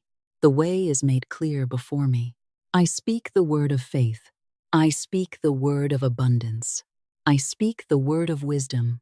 I speak the word of right action. I speak the word of gratitude. And then I release the word. I do not dig it up with doubt. I let it grow. I let divine order work. I let myself sleep. New income sources every day. New income sources every day. New income sources every day. I am open. I am ready. I am willing. I am guided. I am supplied. I am grateful. I receive. I steward. I prosper. And so it is. And so it is. And so it is. When morning comes, rise gently. Do not immediately search for proof. Carry the consciousness with you. Listen for guidance. Notice opportunities. Take one right action. Speak carefully. Bless what you already have. And remember, one closed channel cannot close infinite source. One difficult season cannot define your whole financial life. One mistake cannot cancel your capacity to learn. One delay cannot prove that your good has disappeared. Your word is creative. Your faith opens the way. Your gratitude keeps you awake to good. Your intuition points toward the next step. Your action gives form to guidance. And divine order continues working. If these words have become your declaration, then when you are awake and ready, leave this affirmation in the comments. I speak the word of faith, and divine order now opens my way. Let it be more than a sentence. Let it remind you how you intend to think, how you intend to speak, how you intend to act. Faith instead of fear, wisdom instead of confusion, order instead of chaos, gratitude instead of resentment, right action instead of paralysis, and openness instead of limitation. Now there is nothing more to do. No more striving. No more listening closely. No more trying. Sleep. Rest. Receive the peace of this moment. The way will still be there in the morning. Divine intelligence will still be there. Your abilities will still be there. Your capacity to learn will still be there. Your opportunity to begin again will still be there. Sleep deeply. Sleep peacefully. Sleep knowing that tomorrow is not required to repeat yesterday. New income sources every day. New income sources every day. New income sources every day. Divine supply, divine guidance, divine order, faith, gratitude, wisdom, peace. And so it is.